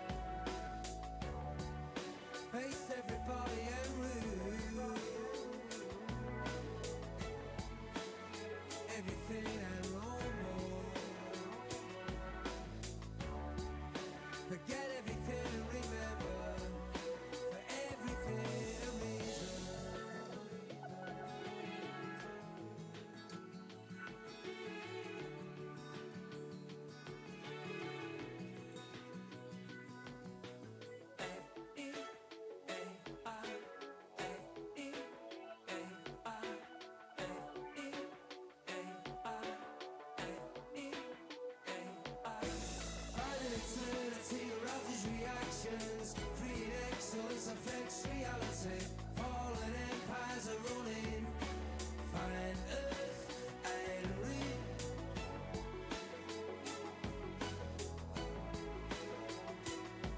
Fantastic expectations, amazing revelations, final execution and resurrection, free expression as revolution, finding everything and realizing.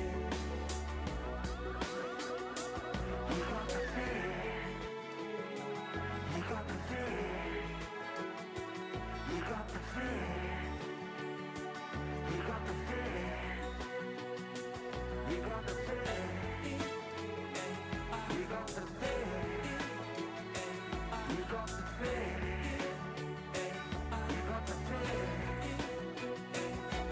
feeling, you got the feeling, you got the feeling, you got the feeling,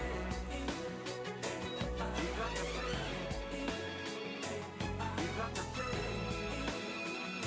You got the feeling. You got the feeling.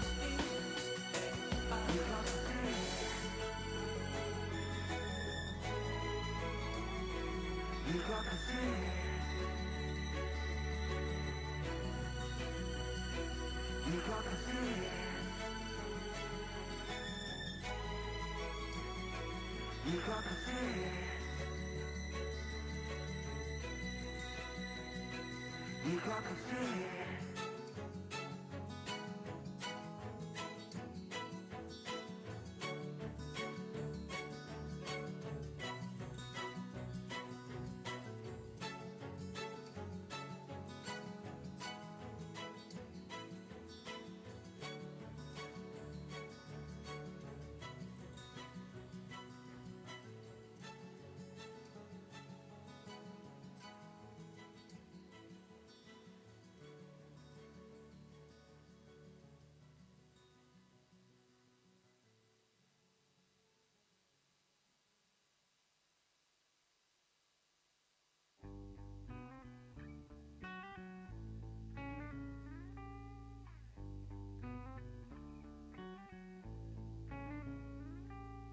Everybody knows that the world is wrong. The only thing to do is write a song. That's one way to take a wrong and make it alright.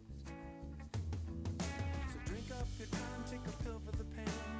Come out of the dark and in from the rain.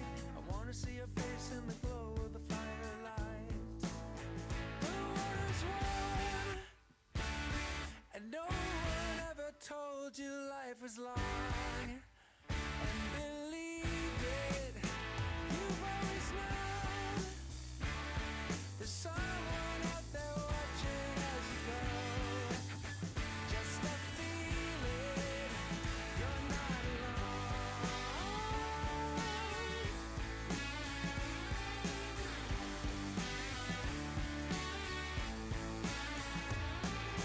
Gaze in my eyes and tell me I'll be alright, even if I don't get what I need tonight. Sometimes the complexity gets a little complex, but other times it's easy as baking a pie, falling off a log and live until you die. What would even be the point if we knew what comes next? The water's warm, and no one ever told you life was long.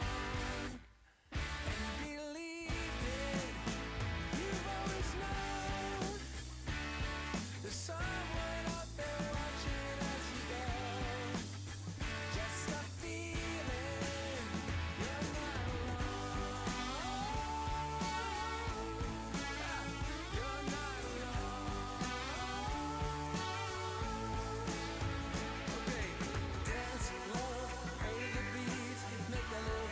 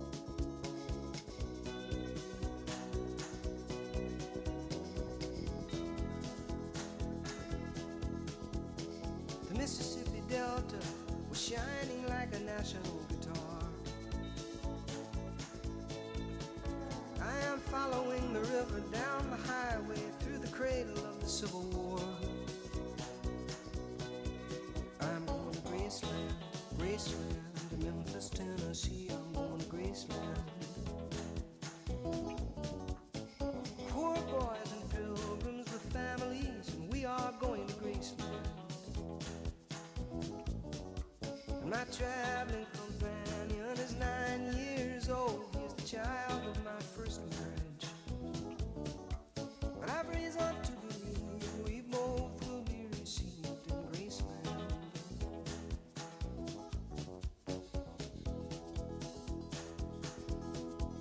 She comes back to tell me she's gone,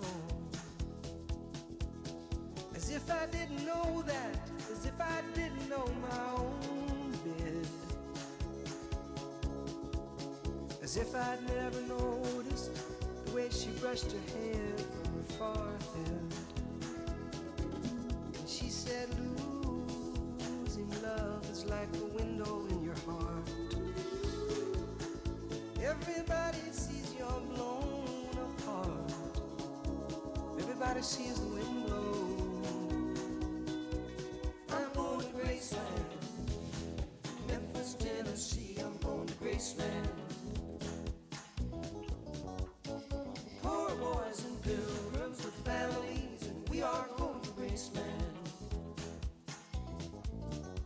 And my traveling companions are ghosts and empty sockets. I'm looking at ghosts and empties.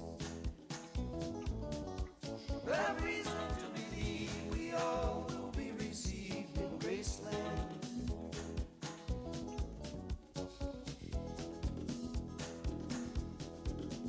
There is a girl in New York City who calls herself a human trampoline. And sometimes when I'm falling, flying, or tumbling in turmoil, I say, whoa, so this is what she means. She means we're bouncing into Graceland. And I see losing love is like a window in your heart. Well, everybody sees you're blown apart. Everybody feels the wind blow.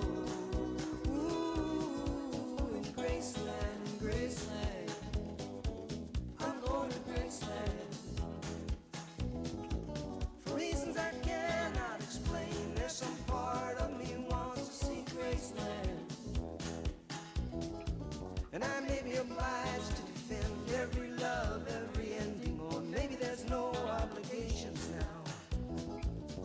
Maybe I have a reason to believe we all will be received in Graceland.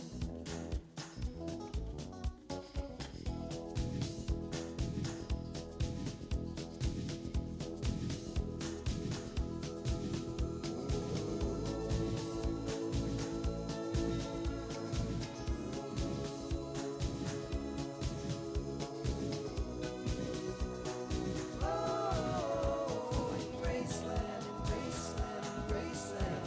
I'm going to Graceland.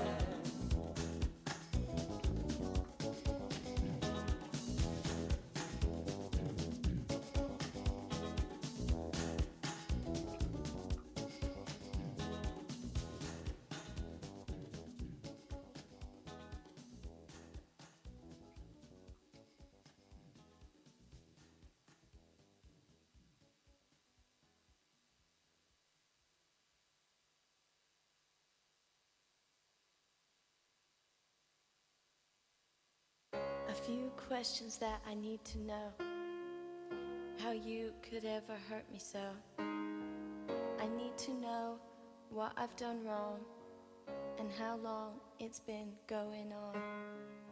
Was it that I never paid enough attention, or did I not give enough affection? Not only will your answers keep me sane, but I'll know never to make the same mistake again. You can tell me to my face, or even on the phone. You can write it in a letter. Either way, I have to know. Did I never treat you right? Did I always start the fight? Either way, I'm going out of my mind. All the answers to my questions I have to find. My head's spinning, boy, I'm in a daze. I feel isolated, don't wanna communicate. I'll take a shower, I will scour, I will run.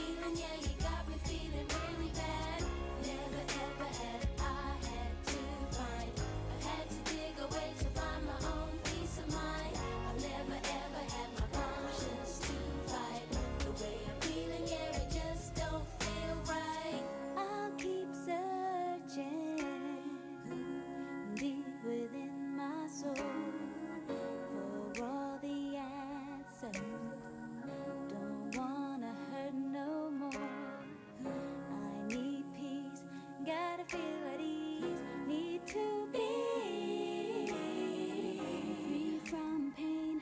Go insane. My heart is, yeah. Sometimes vocabulary runs through my head. The alphabet runs right from A to Z. Conversations, hesitations in my mind. You got my conscience asking questions that I can't find. I'm not crazy. I'm sure I ain't done nothing wrong. And now I'm just waiting. 'Cause I heard that this feeling won't last that long. Never ever have I ever felt so low. When you gonna take me out of this black hole? Never ever have I ever felt so sad. The way I'm feeling, yeah, you got me feeling really bad. Never ever have I had to find. I've had to dig away to find my own peace of mind. I've never ever had my conscience to fight. The way I'm feeling, yeah, it just don't feel right. Never ever have I ever felt so low. When you gonna take me out of this black hole? Never ever have I ever felt so sad. The way I'm feeling, yeah, you got me feeling really bad. Never ever have I had to find. I've had to dig away to find my own peace of mind. I've never ever had my conscience to fight. The way I'm feeling, yeah, it just don't feel right. Never ever have I ever felt so low. When you gonna take me out of this black hole? Never ever have I ever felt so sad. The way I'm feeling, yeah, you got me feeling really bad. Never ever have I had to find. I've had to dig away to find my own peace of mind. I've never ever had my conscience to fight. The way I'm feeling, yeah, it just don't feel right. Never ever have I ever felt so low. When you gonna take me out of this black hole? Never ever have I ever felt so sad. The way I'm feeling, yeah, you got me feeling really bad. Never ever have I had to find. I've had to dig away to find my own peace of mind. I've never ever had my conscience to fight. The way I'm feeling, yeah, it just don't feel right. Tell me to my face. You can tell me on the phone. Ooh, you can write it in a letter, babe. 'Cause I really need to know. You can tell me to my face. You can tell me on the phone. Ooh, you can write it in a letter, babe. 'Cause I really need to know. You can write it in a letter, babe.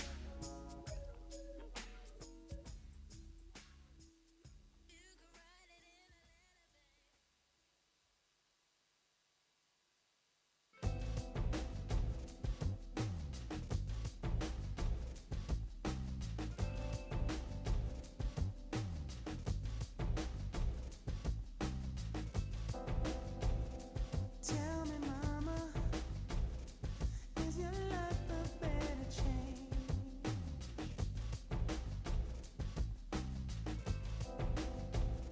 And tell me, mama, would you live your life the same or come back and rearrange?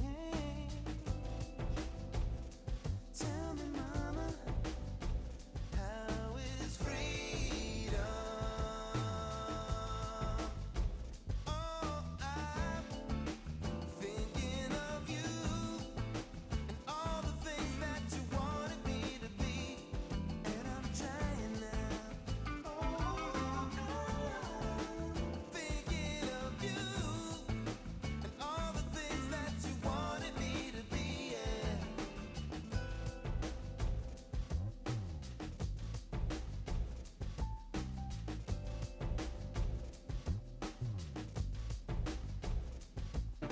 No, he is doing it.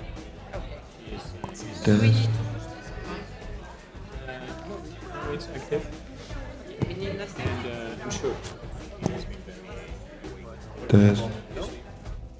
And tell me, mama, all that great big brass parades, does the sun shine night and day?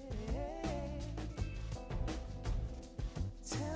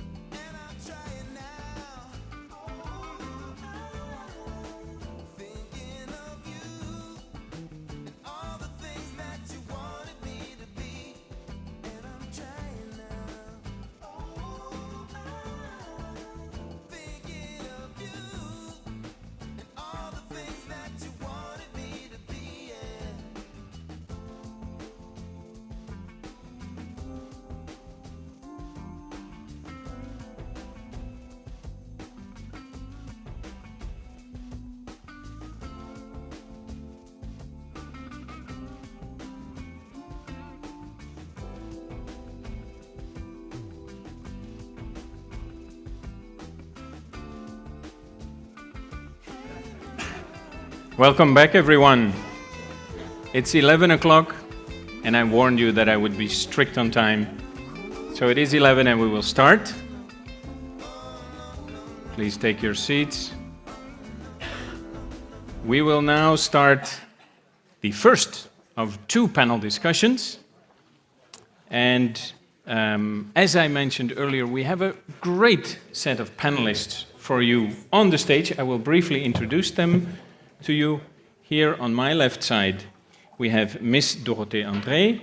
She's head of unit plant health at DG Sante of the European Commission. Bienvenue, Dorothée. Second, we have Marine Valstar, senior policy officer, seeds and propagating material at the Dutch Ministry for Agriculture, Nature and Food Quality. Welcome, Marine. Then in the middle, we have Mr. Bert-Jan Ruijsen. He's member of the European Parliament, also welcome. Then we have Sébastien Pack. He is the head of unit plant breeding at the French Breeders Association, UFS. Bienvenue, Sébastien. And then we have Per Henriksson, and he is Secretary General of the Swedish Sea Trade Association, SVUF. Welcome. In my best Swedish. Okay, before we turn to the questions, I have a question to the panelists, and I'm going to ask all of them to briefly reflect on what we heard this morning in the three presentations. And I'm going to start with Dorothée. Hello. Okay. Yes, thank you, Marcel, and thank you for this panel organization. So about the different speeches we just heard. First of all, let me say that obviously breeding is crucial and it's key for the challenges we are going to face, we are facing, be it food security, be it climate change, be it loss of biodiversity. This was all said. I will not repeat what my Director General said, which is that the CPVO and the plant variety rights are a diamond. We are convinced of this. And the importance, the study has demonstrated not only the importance for this protection for the breeders, but also for the farmers, for the growers, and for the citizens and the society as a whole. And this is, for me, very, very good news. To be able to use this study to show these advantages for the society as a whole and not just for the companies. And the interesting thing also for me is, well, we knew, but it shows it again, that mainly these are SMEs, 90% of them having 60% more or less of the titles in force. So that's very interesting to also diminish this idea that this is big business and it's only profiting big business, big companies. So where are we going to communicate this study as a commission? For sure, we are going to use it and communicate it widely. We should be proud of the system. As we said, it is a very effective system of protection. The duration is important. Thanks to the Parliament and the Council, we could extend the duration of some crops for which the breeding is very long and it merits a long duration. Maybe one element which I would like to say is for the future, we think horizon scanning is very important. Where are we going? Where is the breeding going to go? And how are we going to assess these varieties and protect them? So that's a very key element for the future. The protocols, which species, how, what, which traits, that's very important. Then one element of reflection is everything seems to go in quicker and quicker. Also the duration of the varieties on the market, the lifespan. And so if you have a very long process of development, a long process for registration, and be it for registration for the catalogs or plant variety protection, if this takes very long and the lifetime after is very short, we have to think how to squeeze this. And how to squeeze this, obviously, there are some technologies which can help the development of the breeding, but we have also to think in the legislation, both legislation, seed and plant variety rights, how we can shorten maybe some studies which are going to grant the variety registration and the protection. So I think we should really be thinking about this. And so that's the main elements we have to think. We are revising the seed legislation. That's also going to have an impact on, in a way, to the plant variety right protection, because some elements of the seed legislation concern exactly the variety registration, and the same elements are used for the protection. Well, not fully, but mostly. So all this is linked, and I think these different presentations of today are very interesting, and also what was elaborated on plant variety rights versus patents, and I think the study is going to help us also to defend these plant variety rights, while obviously the patents is also something which is existing, and as a Commission, obviously we are not going to say one is better than the other. Both are possible. So thank you very much for this few ideas I could present. Thank you, Dorothee. Marin, your reflections on this morning? Okay, is it on? Yes, it is. Thank you very much, Marcel. I shall only focus on the report that has been presented. And, well, to be honest, it confirms my earlier beliefs how important plant varieties, plant breeding, plant varieties, and plant variety protection is for these elements we discussed: food security, improved or less use of water, etc., combating climate change. But that's not, of course, the big result Mr. Nathan himself showed us. He said, well, as an economist, as someone not knowing what this sector is about, I came to these startling conclusions. And I think that is the news for us, that we, as a sector, as plant breeders, etc., still have a lot to communicate to the society of what we are doing and the value of what we are doing. So that's one part. So that's why this report is so important. It confirms, but it gives us also a tool now to communicate.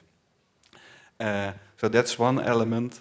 Another element, which is also very recognizable, we in the Netherlands, it was shown, we have a large breeding industry, and that's not the result of yesterday. That's indeed the result of long-term planning, of creating an enabling environment for these companies to operate. And that is something we are also doing in the EU with the creation of the CPVR, but also with other elements that need to be there, like inspection services, etc., efficient services, all kinds of things need to be there in the environment, and then the companies will do the work. But we must make sure that the environment is right.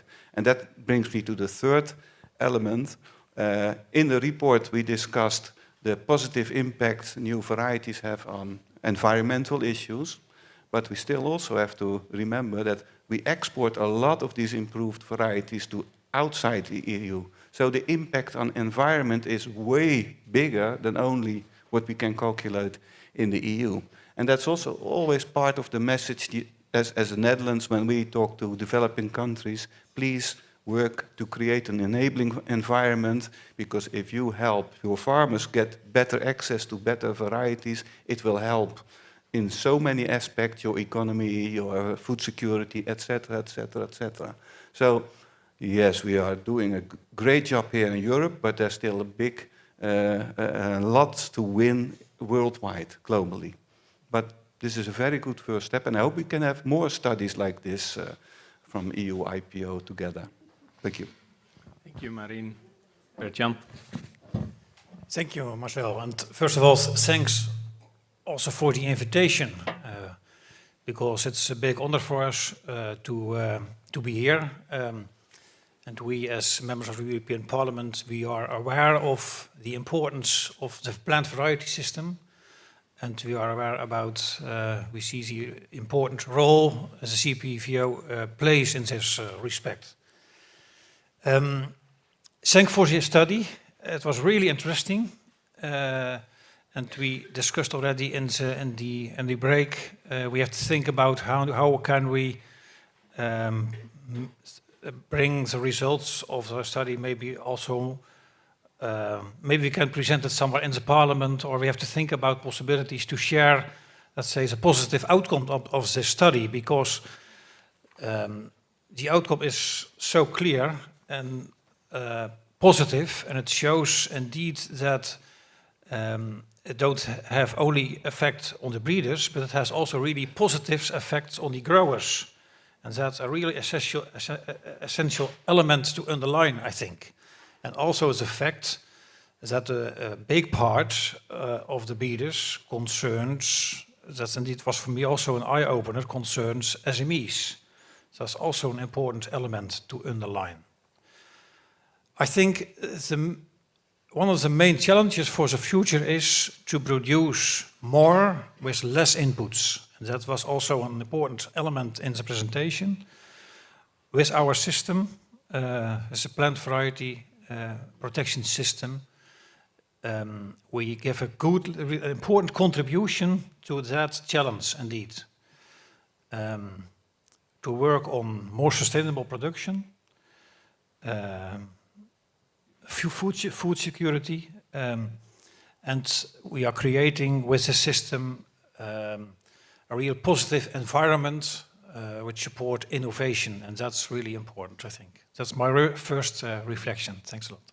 Excellent, thank you, Bert-Jan. Sébastien. Bonjour à tous, merci pour cette question.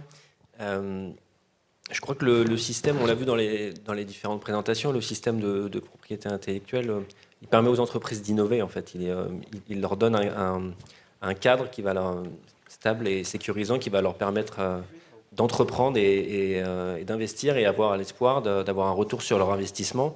L'investissement, il est humain, il faut beaucoup de main-d'œuvre pour mettre au point des variétés, il faut beaucoup de temps, on l'a dit, une dizaine d'années pour mettre au point une variété. Et évidemment, tout cela coûte de l'argent et qu'il y a un investissement financier aussi. Donc en sachant qu'on peut être rétribué à la juste valeur de son investissement, ça donne envie d'innover encore plus. Les entreprises semencières françaises, elles le font. On est à 13% de leur chiffre d'affaires qui a réinvesti dans la recherche et développement. Donc là, on voit, ça a été dit aussi ce matin, un cercle vertueux qui se met en place et qui est essentiel pour chaque année mettre au point de nouvelles variétés toujours plus performantes d'un point de vue agronomique et d'un point de vue environnemental aussi. Au niveau français, ce système, il a permis aussi un certain dynamisme, un certain succès. On l'a vu même au niveau européen, voilà, c'est une puissance exportatrice. Et au niveau français, voilà, le premier exportateur mondial, on a 60 entreprises de sélection en France. Il y a 250 sites de production dans 9 départements sur 10, donc on utilise tout le territoire français, toutes les différentes conditions. Et c'est 12 000 employés dans ce secteur. Donc voilà, pour le lier avec le levier économique, c'est forcément essentiel. Et donc juste pour finir mon point, c'est qu'une agriculture performante, elle a besoin de variétés performantes. Et pour faire des variétés performantes, on a besoin d'innovation. Donc là, je reviens sur ma notion de dynamique, de cercle vertueux. Il faut un cadre sécurisant et le système de propriété intellectuelle, il permet justement de permettre aux entreprises d'investir et d'innover. Merci, Sébastien.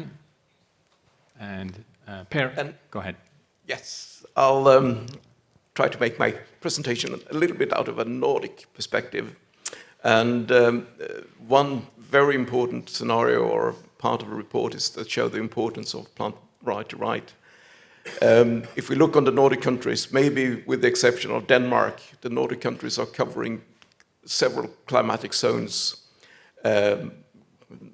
long and narrow countries, and the varieties are required different varieties are required for the different climatic zones, which again will be a system with a solid base to stand on for the breeders are required really to develop varieties for all these different climatic zones.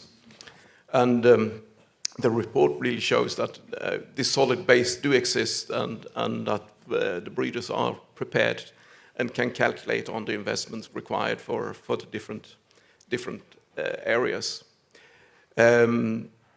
Looking on the impact of the climate as one example, we have seen over the past years that sort of the Nordic boundary for autumn drill crops are moving gradually north, which of course then requires investments in breeding of this type of varieties that can stand or can cope with the environment. Still winter, not too harsh as it used to be, but winter is still a issue to calculate with. And then of course is the day length, gradually moving north in the Scandinavian countries. The day length are an important part of the development of varieties, that you have varieties that cope with 24-hour sunlight. So moving varieties east-west is one thing, but moving varieties north-south is a completely different scenario. Mm-hmm. But with a system that will be in place or is in place, will provide a solid base and has proven for the breeders that it is valid and it is a reliable system, particularly in the Nordic countries where we have an appreciation also from the farmers of the protected varieties. And the farmer organizations as well are really supporting the use of certified seed of protected varieties. And also from the aspect of farm-saved seed that is allowed to use. But the reporting and the feedback from the farmers in the Nordic countries are very strong in support of the protecting of the variety, which are supporting of the breeding initiatives for our part of Europe. Thank you, Per. Really great. And now it's up to you, both the audience here in the room as well as the audience online. Please pose your questions on evals.fr, and I will be walking around with a microphone for those people who would like to pose a question. If you have a question, then please let me know. I had a question myself to Bert-Jan. We have seen that the report that the CPVR system is making a really positive contribution to growth in the EU. Are there any other things that we can do? What else can we do to both plant breeding and plant variety protection to boost growth? Okay. Well, we can do a lot, I think. We have to do a lot because the challenges are. We have a lot of challenges to face. First of all, I think it's important also to think about, let's say, realistic timelines, because we have to deal indeed with new targets in relation to farm to fork and so on. But also listening to the Commission this morning, I realized to develop a new variety that takes years and years. It takes sometimes 10 years. So that's also kind of reflection, I think, to us as politicians about targets. We have to be realistic. That's one element, I think, we have to think about, also in relation to this discussion of food security and so on. What can we do more? I think it's also really important to work on, let's say, a better access for breeders to new breeding techniques. Because, as I said, it takes so long before a new variety is developed. And I think that new breeding techniques and, let's say, a more flexible legal framework for new breeding techniques is really important, especially also for your sector. And I think what's also important is to work on legal, certain legal certainty for the future. And in the current system, an important element in the current system is the breeders exemption. That gives a real important certainty for the breeders, because then the plant material remains available for new breeders to develop new varieties. And that's an important element we have to keep that in mind and to guarantee that also for the future, also in relations to the patents. A few remarks in answer to your question. A very nice forward future outlook on what else we could do to further boost EU growth. I'm looking at Dirk. A question to Dorothee. You mentioned already that you are in the process of revising or thinking to revise the CPVR system. I see that it's going very well. Is there a need to revise it, and what are you planning to revise? Yes, thank you. Interesting question. Well, when we see the study, we could say everything is working extremely well. The system is perfect. Nothing needs to be changed.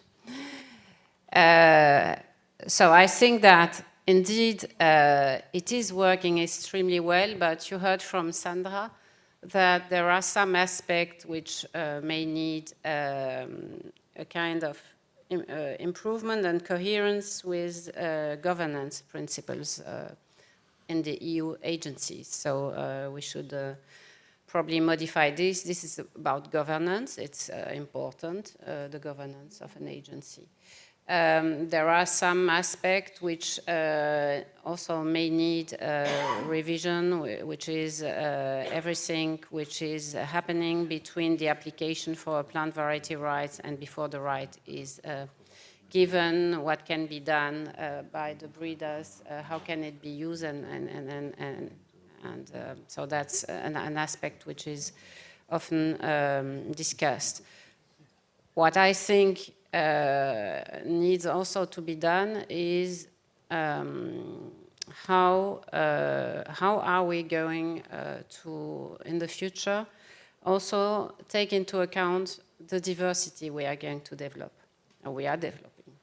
So we do have some, and this was addressed by Mr. Ferreira, and we are going to have population, we are going to have things which are more heterogeneous, we are going to have organic varieties, and I know that the mantra until now is that this is not submitted to the protection. But honestly, I think we have to change a bit our mind here.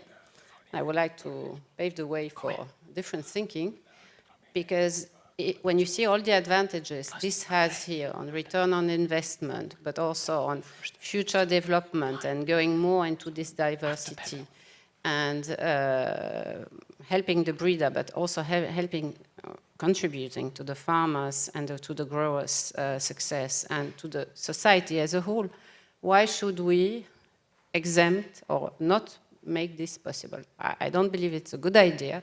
And I think that our mind should change here and we should go in this direction.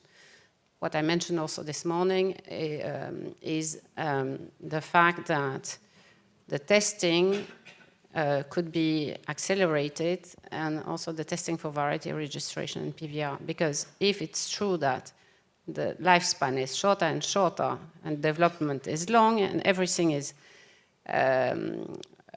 there is this pressure to get the things on the market. If we want that there is protection and that good varieties are on the market, it should be good quality, but we should also facilitate the process. So I know I'm not participating to all these meetings, but I know that there are some principles. You should be testing something so many years, etc. I know some are going to tell me, Dorothee, what are you saying? Yes, and yes, but I think it's very nice to test long and several times, but maybe in the view of the whole exercise, which is more adaptability, quicker things on the market, more food security, and more all of this, le mieux est l'ennemi du bien. So at the end, are we helping ourselves? So I think on this we should be more open And I would really ask you to think about this for the future. Now, you have heard we are working on the seed revision. The things are interlinked. They're independent but interlinked. So in a way, we are going to address already some elements in the seed revision.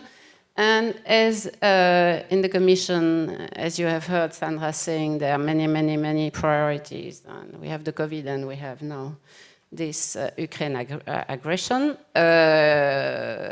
The money, the resources, etc., are short, so we cannot do everything all together. My colleagues want to sleep, and they want to have weekends, and it's fair. So we cannot do everything together. So what we announced in the IP action plan of DG GROW, which was that we would be starting to work on our, well, to think again on what needs to be changed in this legislation on the basis of this old evaluation some 10 years ago. We will do this, we were supposed to do this end of 2022. It will be not before we have made the proposal to Council and Parliament on the revision of the seed legislation.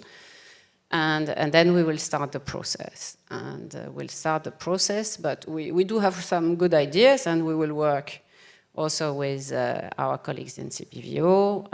They're helping us also because they're managing the system, so it's very important that we do have a good collaboration, and we do, and we will continue, but one by one, step by step. And as we said, il n'y a pas le feu, there's no urgency. The thing is working very decently well. So I don't feel very much embarrassed that we cannot do this just right now in this year as announced. We will, but with time. Great. Voilà. Great, thank you, Merci. Dorothee. Marine, you wanted to add something? Maybe a small addition from a member states perspective. I think indeed the core of the CPVR is very good, and of course by discussing these new elements we need to discuss them and integrate them into that core, but in the core is something not completely missing, but there's a real missing point there, and that's enforcement possibilities and procedures. Maybe that's not in the CPVR, and maybe we can have some sort of interaction with other DGs in Brussels to improve enforcement possibilities, because it's the granting of the rights works well, I could say almost perfectly, but enforcement of your right by a breeder, that can lead to challenges in many EU member states, and I think there we can have quick wins as well. So maybe that's an opportunity to do that before we take the whole CPVR. Thank you, Marine. Very important addition. I see the questions from our online audience are also trickling in, and perhaps, Derek, we can have one question already on screen. One of the questions through the evals platform. It's coming. Okay.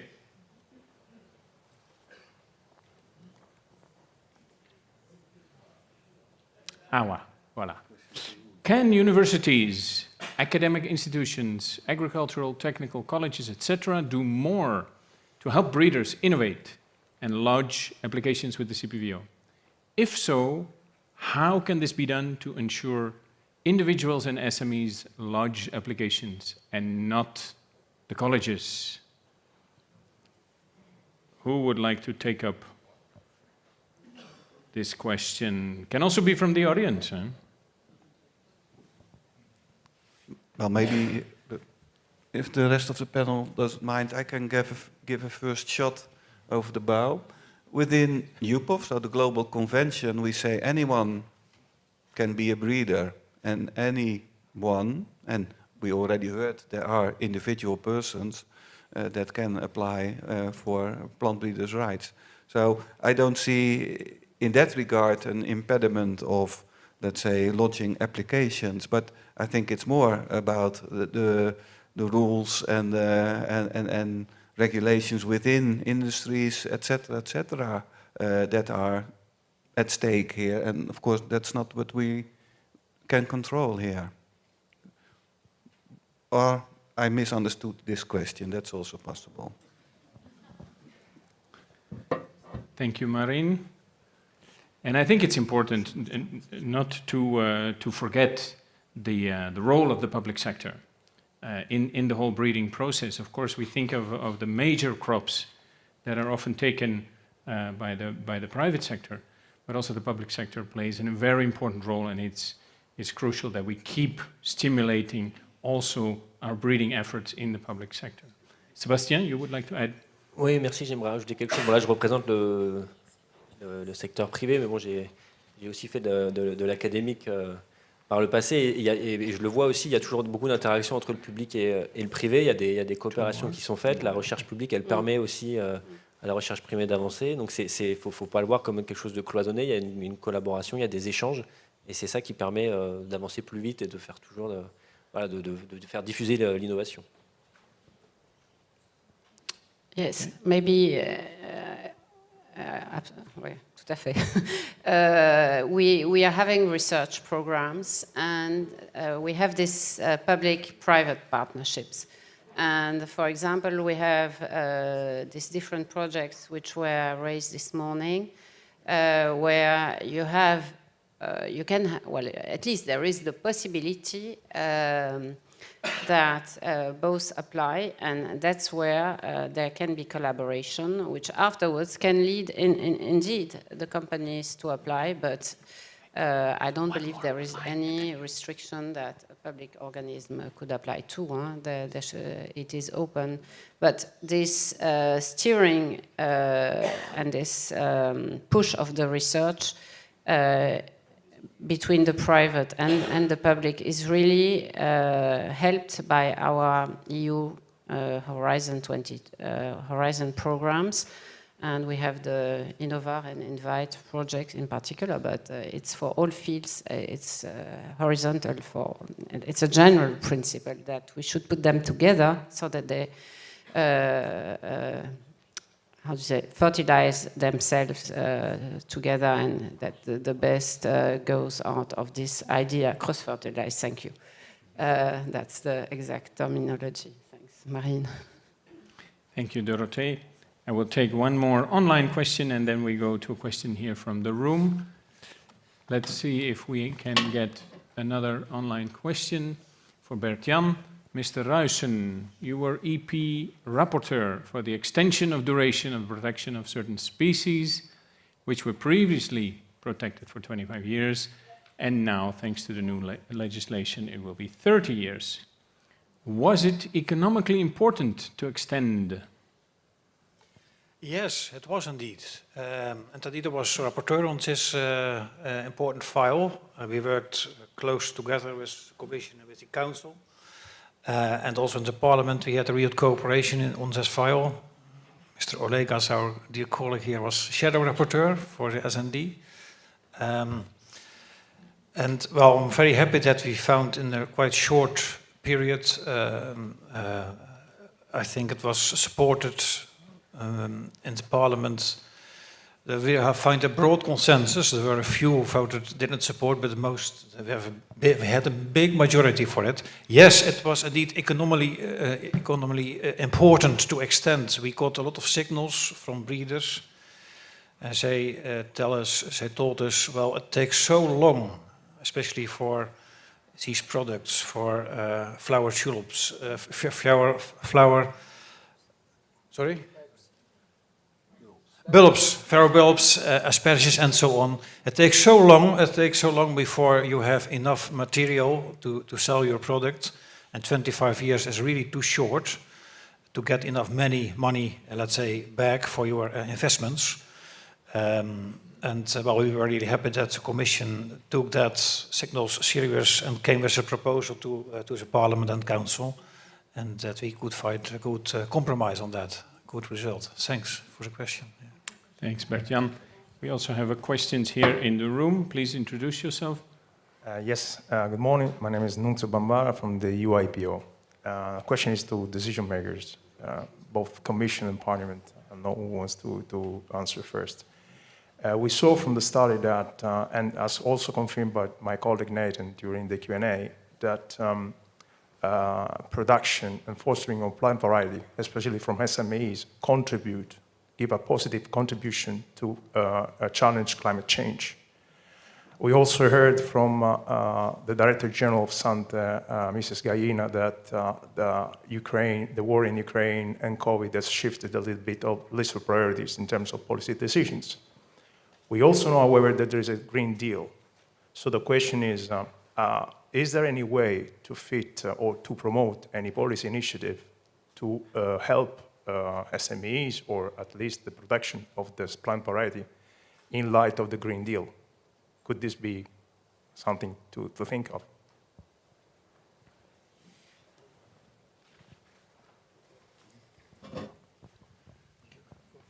Oh, okay, as you like. Thanks for this question, an important question indeed. I would like react as follows. I think what's the best way to help SMEs in this sector, to help breeders? First of all, I think to create and to work on, let's say, more flexible regulations. For example, and also to improve regulations. We just talk about the extension period for flowers and so on. That's a way of, well, improving regulations. So we have to have a look on our regulation and to see where are bottlenecks in the regulations. And to be honest, I think one of the main bottlenecks in the regulation now is that the rules in relation to new breeding techniques are too strict. And that's an urgent issue. I think we will help SMEs, we will help the breeders by changing the rules as soon as possible. It's urgent. We don't have time. It's urgent. We have to, and that's also what I do in the Parliament, urge the Commission to come as soon as possible with new proposals. And yes, and need also in the by supporting Horizon programs, innovation, and so on. There are all indeed also possibilities of supporting SMEs. Sure, yes. Thank you, Bert-Jan. Yes, Dorothee, go ahead. Yes, to complement, there is this IP action plan of DG Grow, and the SME is a key element of in this action plan. And we are trying to see how the tools which should help SMEs in IP in general could be also made available to the plant breeding. So we are working on this together with my colleagues and Francesco, how to get also more support of SME in this field of plant variety rights via the tools which are being developed by our colleagues in DG Growth. So that's an important element. Then obviously we do also have obviously the legislation. So in which way can we support SMEs? Well, we have seen anyway that for plant variety rights, it looks as if they are 90% of, they represent 90% of the companies, but only 60% of the titles in force. So I think indeed a focus on SME, how to help and improve their access to the titles is certainly a key thing. The legislation, we will, when we do change the legislation, we have an SME test. So we are just starting the SME test for the revision of the seed legislation. And let me take the example of some new elements we are testing for the seed legislation.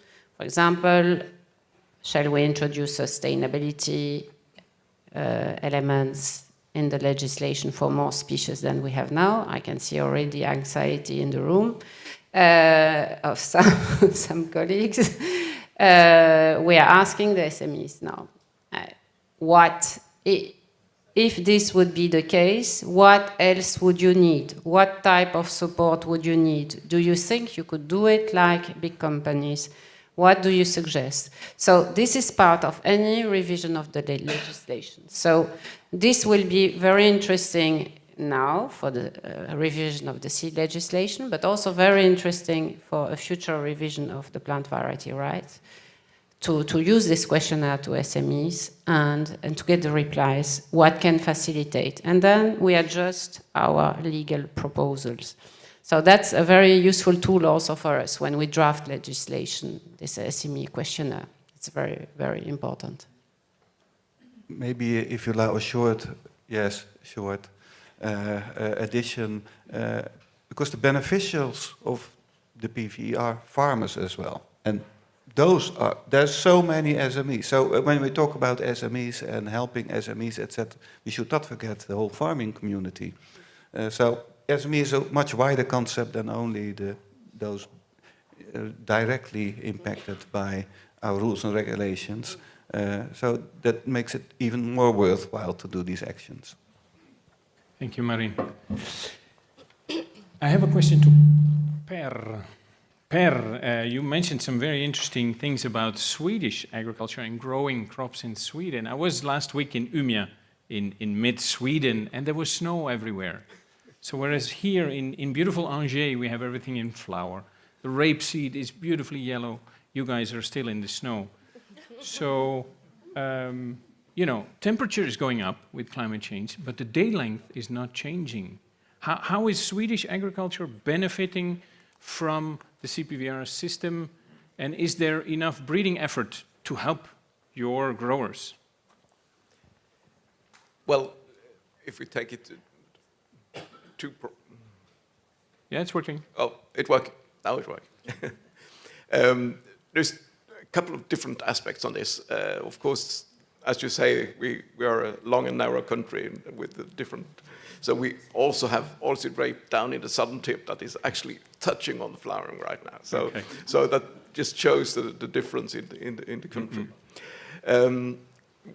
With this, say the effort that we have with also say the support from the farmers and the growers, it really encouraged breeding companies, both the Nordic companies, but also from other part of Europe, to actually do the selection and breeding effort, focusing on these Nordic parts as well, because they can make a calculation and see a revenue on these investments also for up north.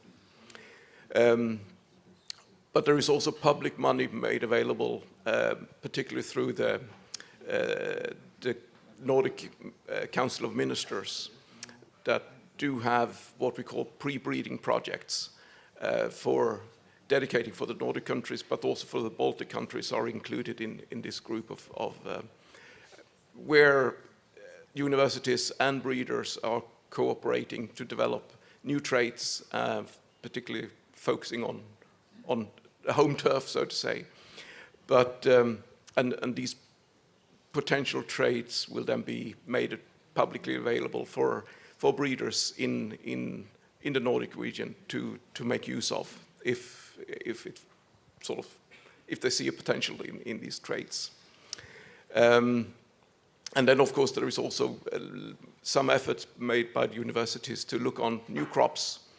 So the projects are running to look on potential new crops for our region of the world. Thank you, Per. I'm looking at Dirk if there are questions from the online audience. Yes, there is 2 questions. Okay, let's see the first one. What is your view of the Board of Appeal of the CPVO? Is it fit for purpose or can it be improved? Are people aware of the existence of the CPVO Board of Appeal? And should it work more with breeders' associations to spread the awareness of the board? Who would like to answer? Marine. Well, as President of the Administrative Council, I can say a few words. It's very important that there is a Board of Appeal.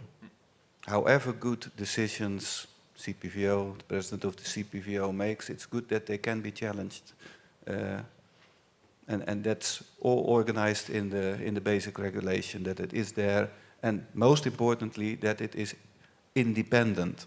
It's a completely independent procedure. And of course, CPVO will be heard during such a procedure, and the complainant, etc., etc. It's all legally very well organized. But that also means you should not, let's say, make some sort of fuss about attracting breeders to such a system, etc., etc. No, it's an independent legal system, and that I think you should only use it for that. And are breeders aware enough? I think they are. If they really feel that their rights are not treated fairly, well, they will find their ways to challenge decisions taken by CPVO. So I don't see there's a big issue there for the next revision of the CPVO, to be honest.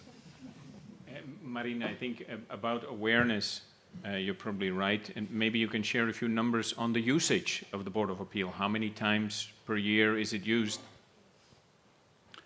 To be honest, I don't know the numbers, but that means that's not a lot. Not a lot, yes. Okay, great. We have a question here in the room. Sonia, please go ahead. Thank you. Maybe I stand up because I'm too small and don't see you very well. My name is Sonia Cergen and I work for Euroseed, which is the European Regional Seed Association, and I'm responsible for IP protection and access to genetic resources.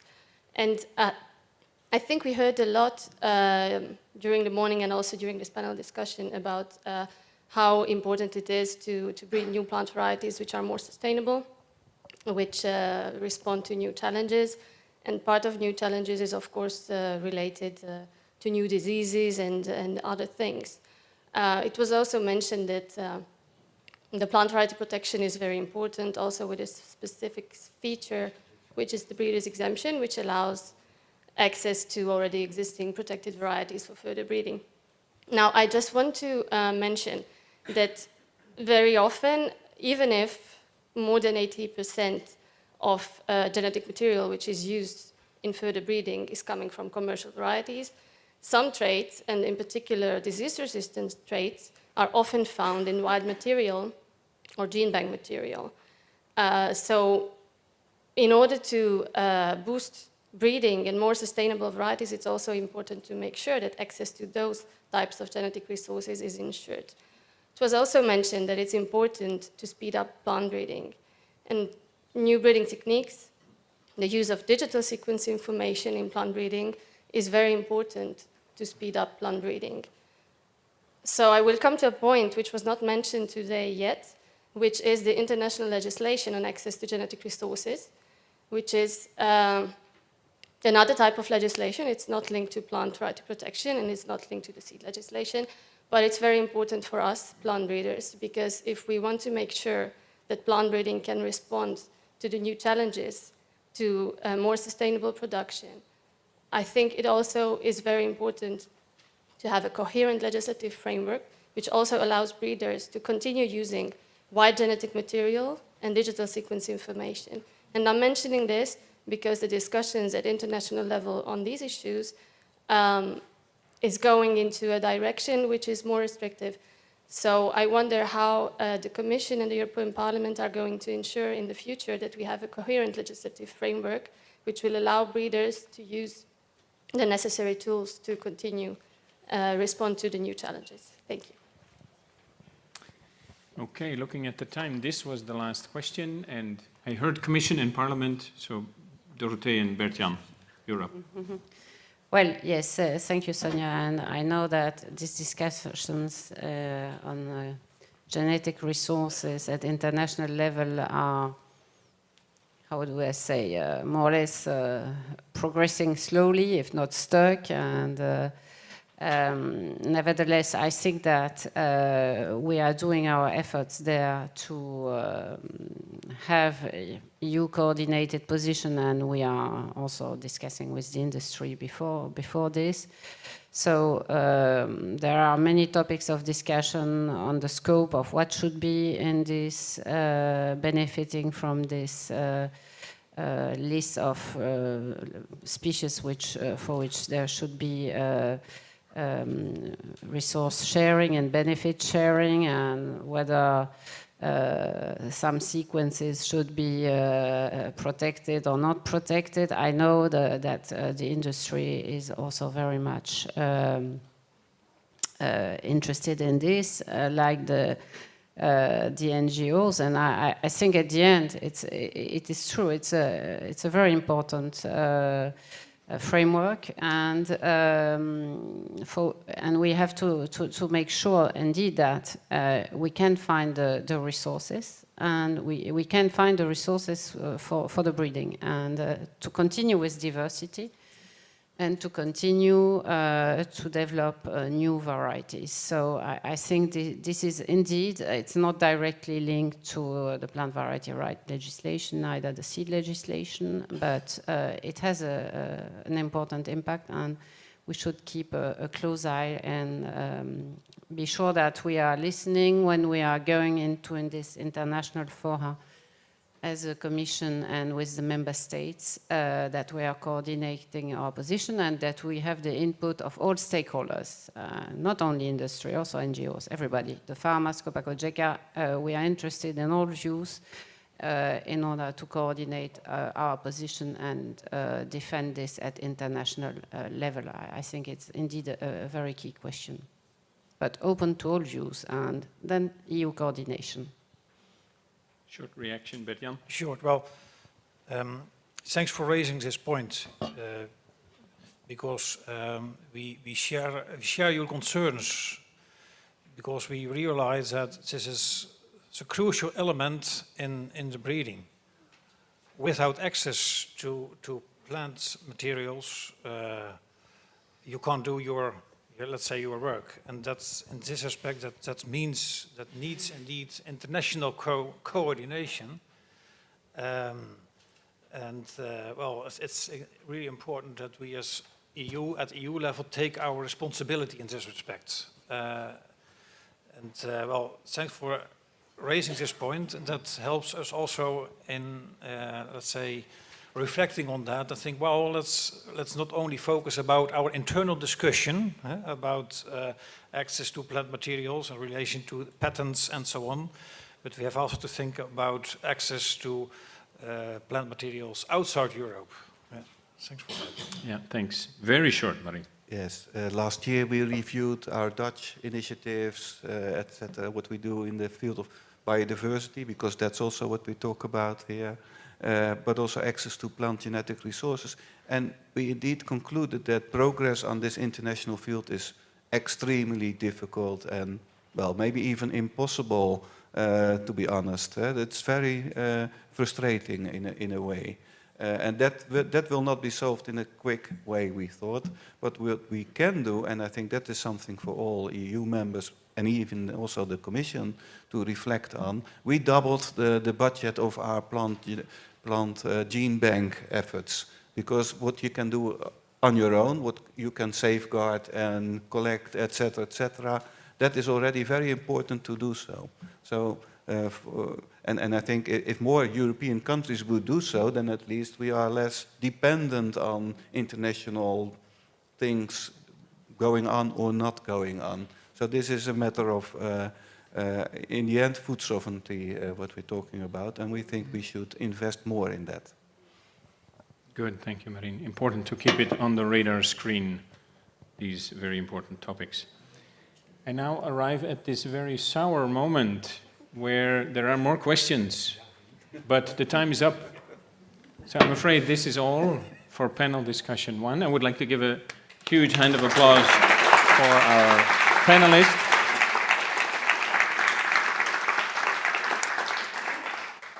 We will now switch to the panelists of panel 2. Please stay in the room. It will just take 2 minutes.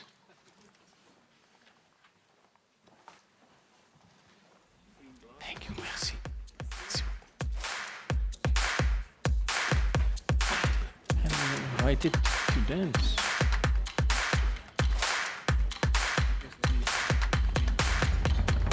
Yeah, for sure.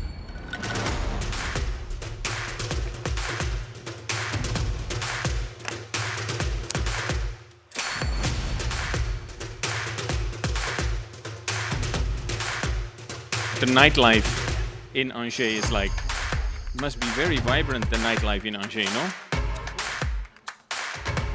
Normally it's a sweet classical music, some Baroque, but this is good. It wakes up everybody.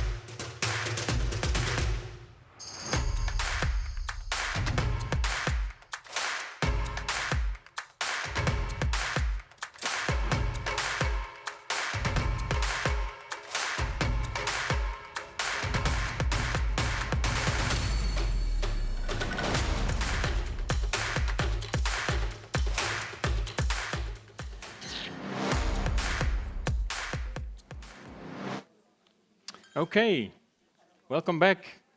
We will now start panel 2. It was important to make sure that our panelists are well hydrated. I don't know if they are drought tolerant already. Okay, we will start with panel 2. And this panel is titled The Impact of Plant Variety Protection, Innovation in Plant Breeding as a Tool to Become More Sustainable. Whereas in the first panel we had the focus on leverage for growth, here we will clearly look at sustainability. Also here we have a very strong lineup of panelists, and I will present them to you. Here on my left side we have Michele Morgante.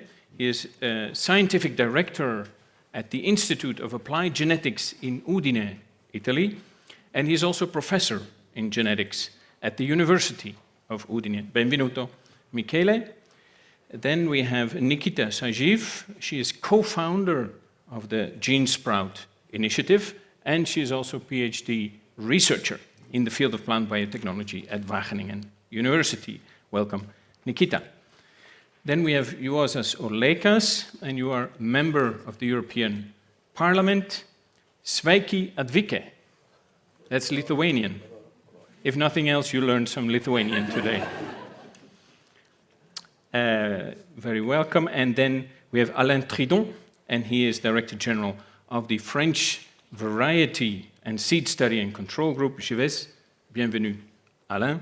And on screen is joining us Ms. Diana Lenzi, and she is President of the European Council for Young Farmers. Benvenuto, Diana.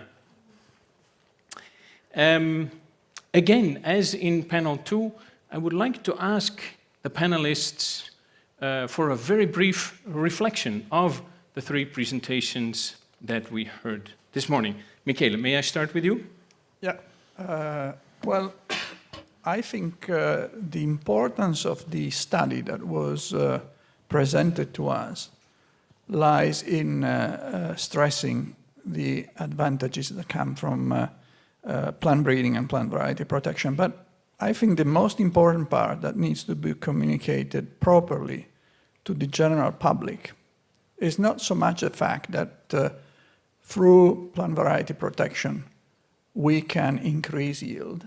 Because I think that's something that people are quite aware of, and they actually not necessarily like it, because they equate higher production with a lot of things that are not appreciated in the food sector.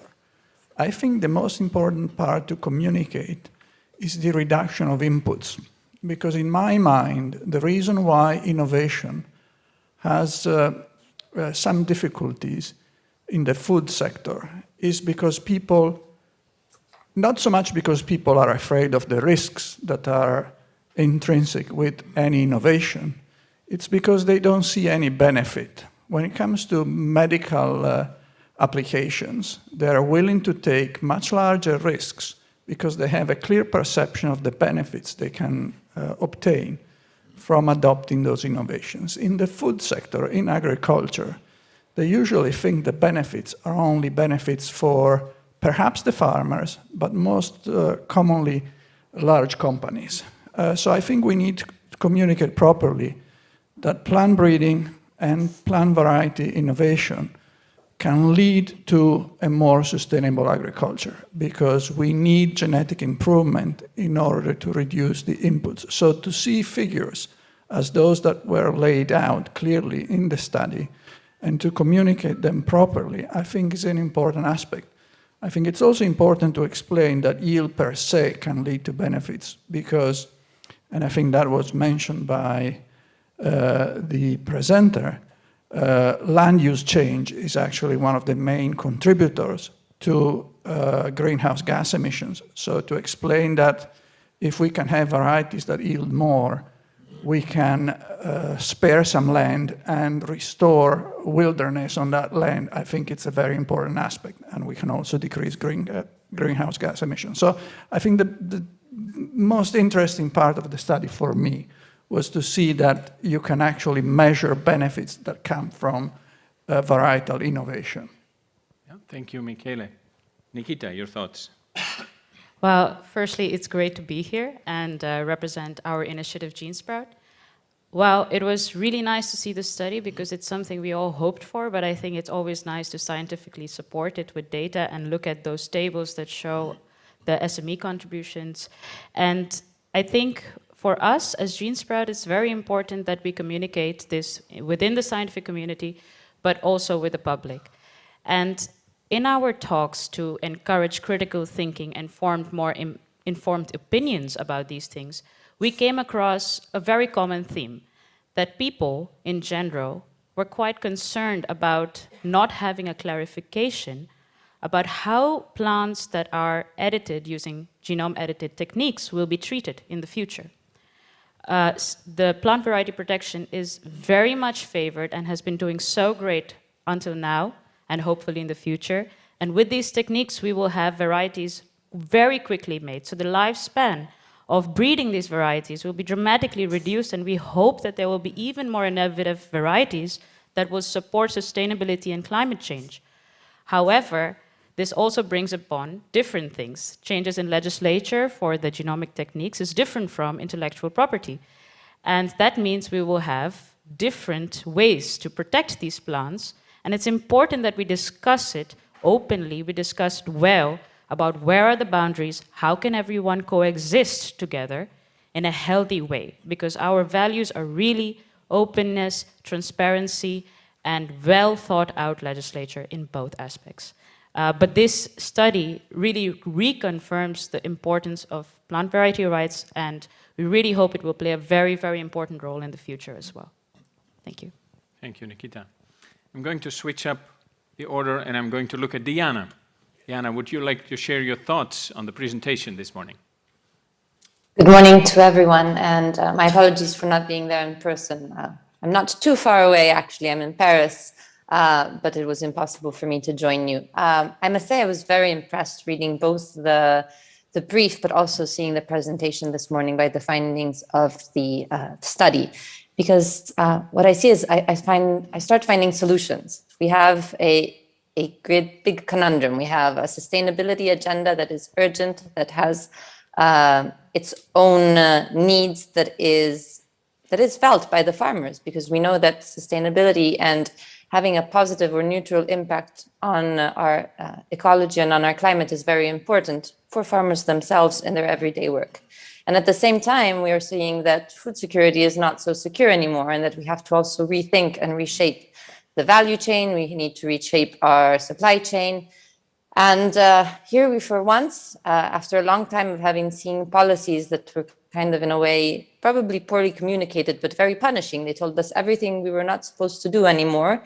Here, for once, we start seeing what we could do, where we can find a way to improve our yields, but at the same time, improve our impact towards what we put as inputs that could give us a greater revenue. That is where I find the really interesting thing. We were saying that these plant varieties need to be communicated properly, and I couldn't agree more. I think agriculture, the farmers' work, and what we produce is poorly communicated. And if we were to really instead include civil society, if we were to include the consumer in what the farmers are doing in order to improve their impact, to give them safe, secure, sufficient food, I really feel that we could get that reward that would probably put the third element of what sustainability is and definitely needs to be for a young farmer who's building his future, which is the economic revenue.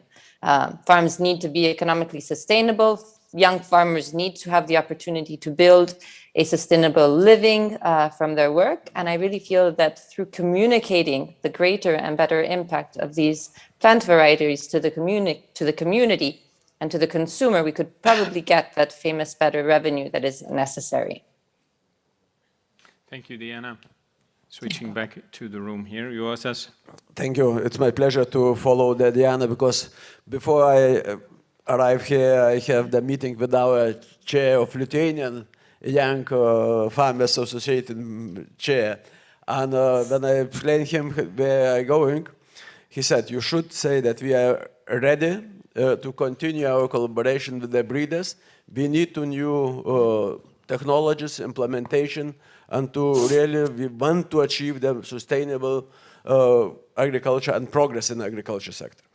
And what we hear from the previous statements in the morning session, I think it's really very important to show to us that we have a quite good system for breeders, for common plant variety rights implementation in Europe. Despite that, we have some discussion in the European Parliament that we should change, maybe we implement patents and so on, but that's a few questions. But first, for me, as a medical doctor, not to damage what you have. You have the system, you can improve, but you not to do something quickly, not in the good way. And the second way, I think we're feeling that in the European Parliament also that the scientific knowledges and progress knocking to our doors. The new breeding techniques, it's very important for European farmers, for European breeders, I think, because the regulation in United States and other parts of the world is more flexible than in the European Union. We should discuss this issue, we should implement progress in our daily life and achieve the results and guarantee sustainable development in Europe. Thank you. Thank you, Osas. Alain? Merci. Je retiens 3 points qui rejoignent des choses qui ont déjà été dites par les précédents orateurs. Le premier point, c'est le fait qu'il n'y a pas d'opposition entre durabilité et sécurité alimentaire. On entend quelquefois une sorte d'opposition et que le travail que nous menons doit contribuer, au contraire, comme le disait la directrice générale de la santé, à ce que la durabilité soit la garantie sur le moyen et le long terme de la sécurité alimentaire. Deuxième point, c'est l'importance des PME dans le domaine. 93% dit l'étude, étude de grande qualité, des entreprises qui sont les bénéficiaires des COV. Et cela doit être un des éléments qui nous guide, et je vais être très boutique compte tenu des fonctions que je suis, dans la façon de faire évoluer les systèmes d'évaluation, les contributions des obtenteurs, enfin, ça doit faire partie des éléments du background de nos réflexions. Et le troisième point, qui n'est pas complètement indépendant des deux premiers, et qui est aussi lié, comme l'ont dit beaucoup d'orateurs ce matin, à la probable accélération de la vitesse de développement de nouvelles variétés, une nécessité d'efficience de nos dispositifs d'évaluation qui sont sous-jacents de la délivrance des titres, que ce soit en termes de coûts, mais j'aurais tendance à dire peut-être surtout en termes de délai, et là j'aurai probablement l'occasion d'y revenir, quelle est la place dans ces dispositifs des nouvelles technologies comme la biologie moléculaire par exemple, dans les évaluations. Thank you, Alain. Very well said. There is no opposition between sustainability and food safety. I fully agree. The floor is yours, ladies and gentlemen. If you have any questions, feel free to insert them in the evals platform, or if you wish, you can raise your hand. I am looking at the online platform, not yet. I will start with Mr. Olekas. So we've seen this morning in the report that plant breeding and plant variety protection really makes a good contribution also towards sustainability. And, you know, that is playing into the European Green Deal, the Farm to Fork strategy. What is your take on that?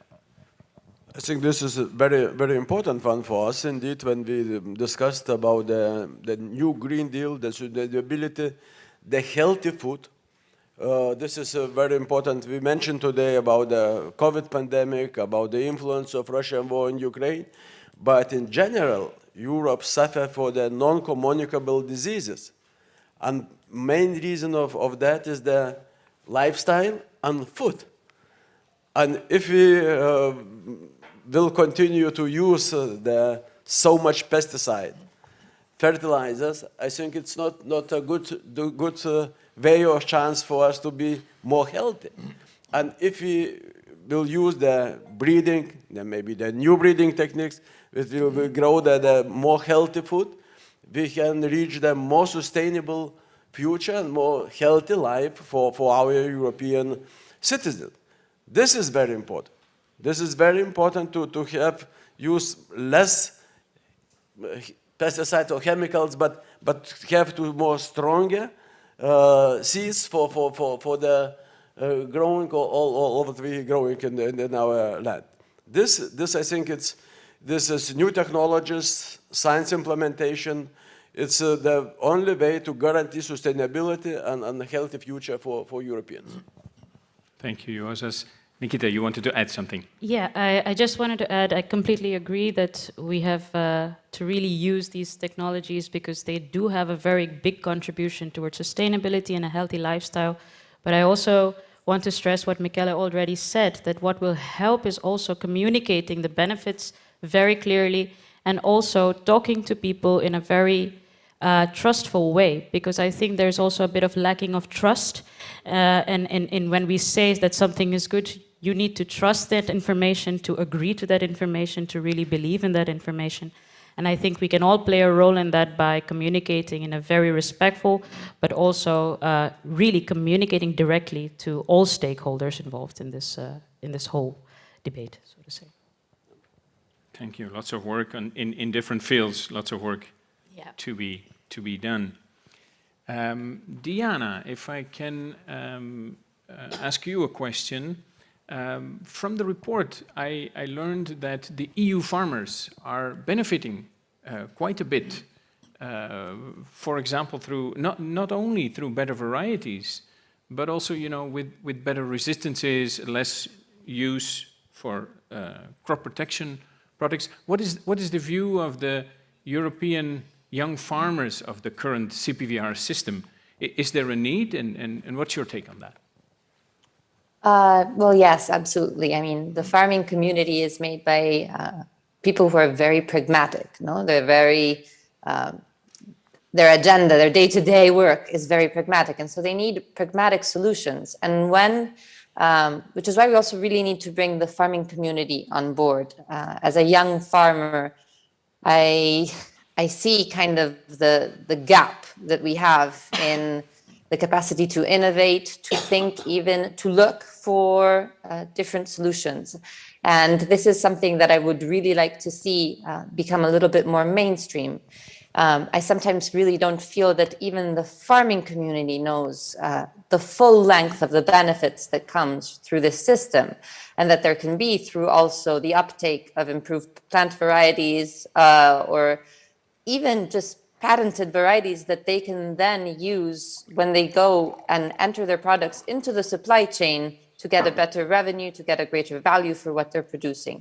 And so I really feel that that knowledge gap, that communication gap is the really one we need to take into consideration if we want to use the full potential of this methodology, because this methodology, as we have seen, can really have a great impact on how we are reshaping the agricultural system with the values of the Green Deal, but also while ensuring the sustainability and the safety of the food chain.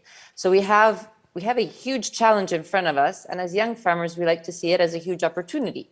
As young farmers, we actually have the huge opportunity and the huge challenge of repopulating the farming community of Europe, which is drastically aging. We are in lack of arms, as I sometimes say.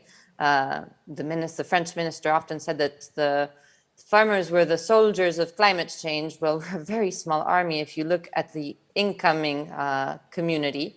And instead, I believe that if, while reshaping the agricultural system and embracing these two agendas, we could actually also embrace that economic sustainability, we could attract more farmers, we could attract more youth that is more innovative, that is up to taking this challenge and using all of these solutions. As Seja, this is exactly what we're doing in these 2 years. We've called it the 7-step road to sustainability in agriculture, because we're finding pragmatic solutions, we're finding scalable solutions, things that can really become the toolkit for the farmers of tomorrow.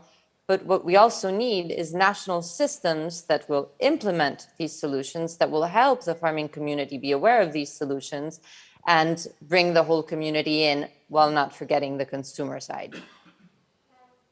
Thank you, Diana. I want to stay a bit longer with you, and I want to ask if you feel that your seat at the table is big enough. Do you have enough seats at the policy discussion table? And I ask that because I just worked on an article with the World Farmers Organization, WFO, and there I heard that there was a feeling they were not always enough present at the table. How is that with you? I would say that in my experience, it's getting better. I feel that we are actually seeked because we have this also an approach where we are constructive, we're building, we're trying to find together with the policymakers solutions. Because if the policy goes in a direction that is not applicable for the farming community, it's a lose-lose situation. And I think that the dialogue is getting better. It's getting better at EU level. What we have been seeing, and we've been studying a lot, for example, what were the national strategic plans, is that when it goes back to national level, there is a huge difference across Europe, and that is something we cannot allow. We can't have certain member states that are going at full speed, including the farming community, really creating systems that are making striving agricultural economies part of their general economy, and other ones that are not. If we want to believe that the EU is a one system that gives us a one agriculture, one market, then really we should also embrace the opportunity at all member state levels. So I'm very happy in my position. I feel there is really a research of dialogue, which is very important. Also because when there is miscommunication between the policymakers and then the final uptakers, such as the farming community, we can get into a very difficult situation. But of course, it can always be better, but it especially needs to be better at member state level. Every single minister should have at his table the young farmers and those communities, because they are the ones who are going to make these policies become reality or a great failure. Yeah, thank you, Diana, well said. I see the questions are coming in from our online audience, so perhaps we can put the first question on screen. Yes, here we go. This panel has touched on the importance of communicating on the contribution of plant variety protection to a more sustainable agriculture. Are there specific plans for this communication and reaching the general public? Who would like to answer that question? And it can be from the audience. It can be somebody from the CPVO, somebody from the EU IPO, of course. I'm sure there are communication plans with these very important, very impressive data.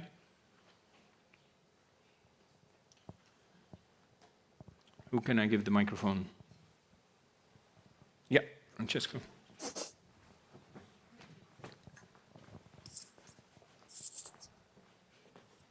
So we have seen that communication is raised as one of the major issues in today's discussions, conversation.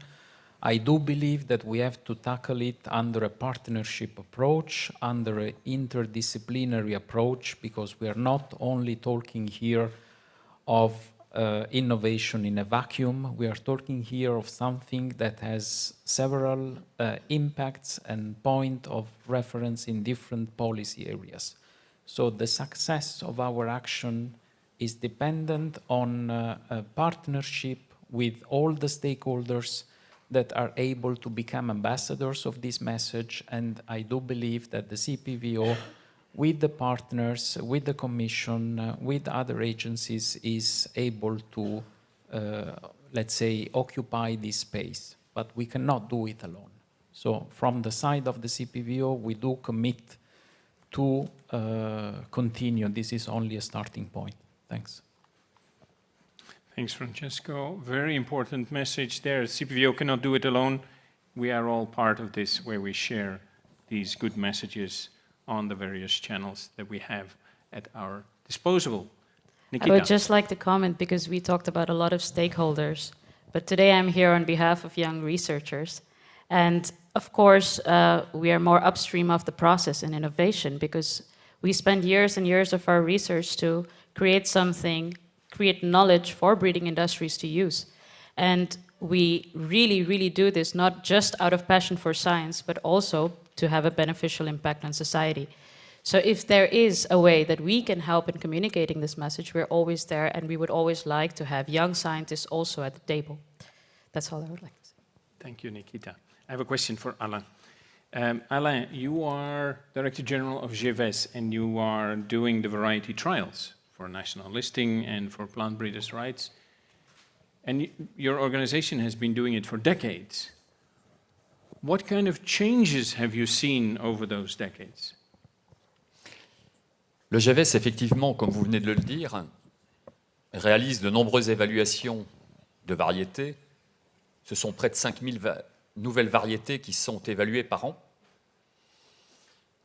Et pour répondre à votre question, je résumerai les principales évolutions que nous pouvons constater lors de nos évaluations en 3 catégories.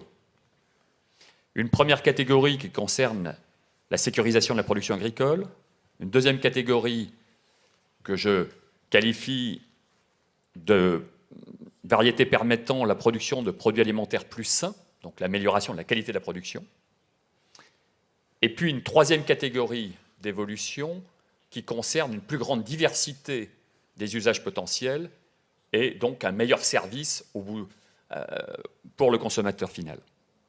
Si je reviens quelques instants sur ces 3 catégories, sécurisation de la production agricole, ce sont des variétés, ça a déjà été évoqué largement ce matin et dans l'étude, tolérantes à des maladies, alors que dans certains cas, les variétés, et tout le monde le sait ici, doivent faire face à des quantités de bioagresseurs qui ont tendance à augmenter et des solutions chimiques plutôt décroissantes pour X raisons, qui ont déjà été évoquées, mais également des variétés qui ont de nouvelles phénologies, par exemple des variétés à cycle plus court ou décalé, qui permettent d'échapper aux périodes de stress marquées. Je ne sais pas si elles permettraient de pouvoir être cultivées quand la durée du jour fait 24 heures, ça c'est une question que je ne m'étais pas posée, mais on constate ce type d'évolution donc la recherche de cycles végétatifs plus adaptés aux conditions climatiques qui peuvent évoluer. Mais également des évolutions de certaines espèces, comme le sorgho par exemple, pour permettre à des variétés, pour cette espèce qui est très, qui était d'origine plutôt du sud de l'Europe, voire africaine, de pouvoir être cultivées dans des zones plus méridionales. Nous avons également, sur le même thème, pu constater des évolutions qu'on ne sait pas toujours bien qualifier pour l'instant, de tolérance à des stress hydriques, mais également à des stress azotés. Donc ça, c'était pour un volet sécurisation de la production agricole. S'agissant de variétés permettant la production de produits alimentaires plus sains, pour faire simple, il y a deux grandes catégories. Des produits qui ont des meilleurs avantages de composition, et puis des produits qui ont moins d'inconvénients. Des produits qui ont des meilleurs avantages, ce sont par exemple des meilleurs profils d'acides gras avec plus d'acides polyinsaturés dans les colzas ou les tournesols. Moins de molécules défavorables, deux illustrations. La première étant liée au sujet que j'ai évoqué juste avant, moins de mycotoxines dans les produits des céréales, par exemple, sujet majeur, puisque les mycotoxines sont cancérogènes, ou sujet plus probablement moins connu, moins de molécules à profil défavorable pour la santé, dans la chicorée par exemple, avec moins de précurseurs d'acrylamide. Voilà quelques illustrations. Troisième grand domaine, des variétés présentant une plus grande diversité d'usages ou de nouveaux services pour les consommateurs finaux. Ce sont par exemple, en culture légumière et notamment en culture de salade, les laitues, une plus grande diversité des morphologies, des usages, laitue beurre, batavia, feuilles de chêne, et il y en a toute une série, vous le savez bien. Variétés qui correspondent à de plus grandes diversités de segments de marché, mais également espèces ou variétés qui répondent à des intérêts croissants des consommateurs d'essayer de nouveaux produits, d'avoir une consommation plus diversifiée, mais également de pouvoir réactiver la découverte de légumes dits anciens, par exemple. Voilà à grands traits quelques éléments. Thank you, Alain. Yes, we have a question from the audience. I will run with the microphone. There you go.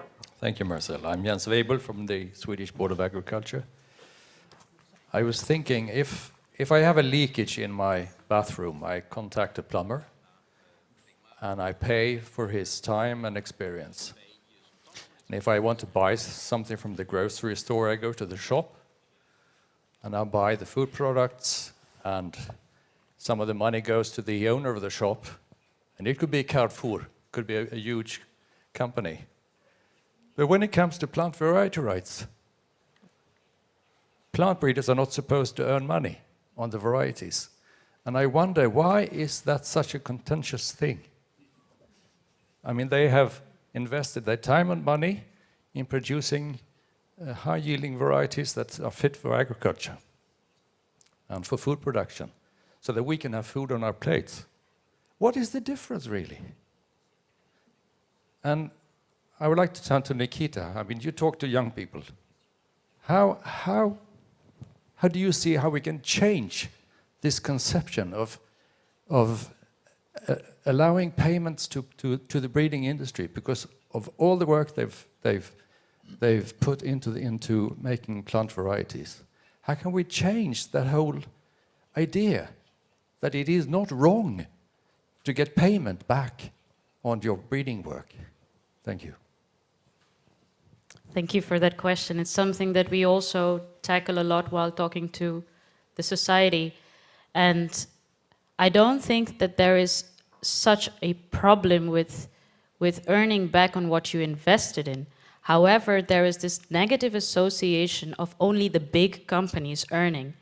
And that needs to be clarified, that needs to be communicated about how plant breeding works, what are the different forms of IP, as I mentioned before, because there, even the scientific community is having problems understanding if biological material, if it's gene edited, will it be patented? And patents have a negative association again. And that is different from medicine, because there it's again, as Michele said, it's like a life or death situation, or is it something else? And people are not understanding the urgency in the food sector for also innovation to happen. And I think that will change if there is trust. Again, it comes back to trust, because when we talk to the society, we believe as young researchers, it works really well. People are very open to it. People are actually not opposed to plant variety protection. They actually support it. They're very, very happy about it. Again, when we talk about innovation, we also explain how it will benefit them. That also helps.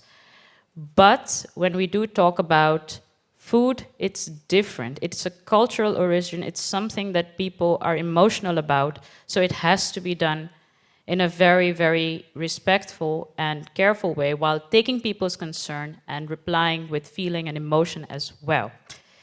But this whole debate around what intellectual properties will be applied to the new genomic techniques is something that also scientific community is sort of having a concern about.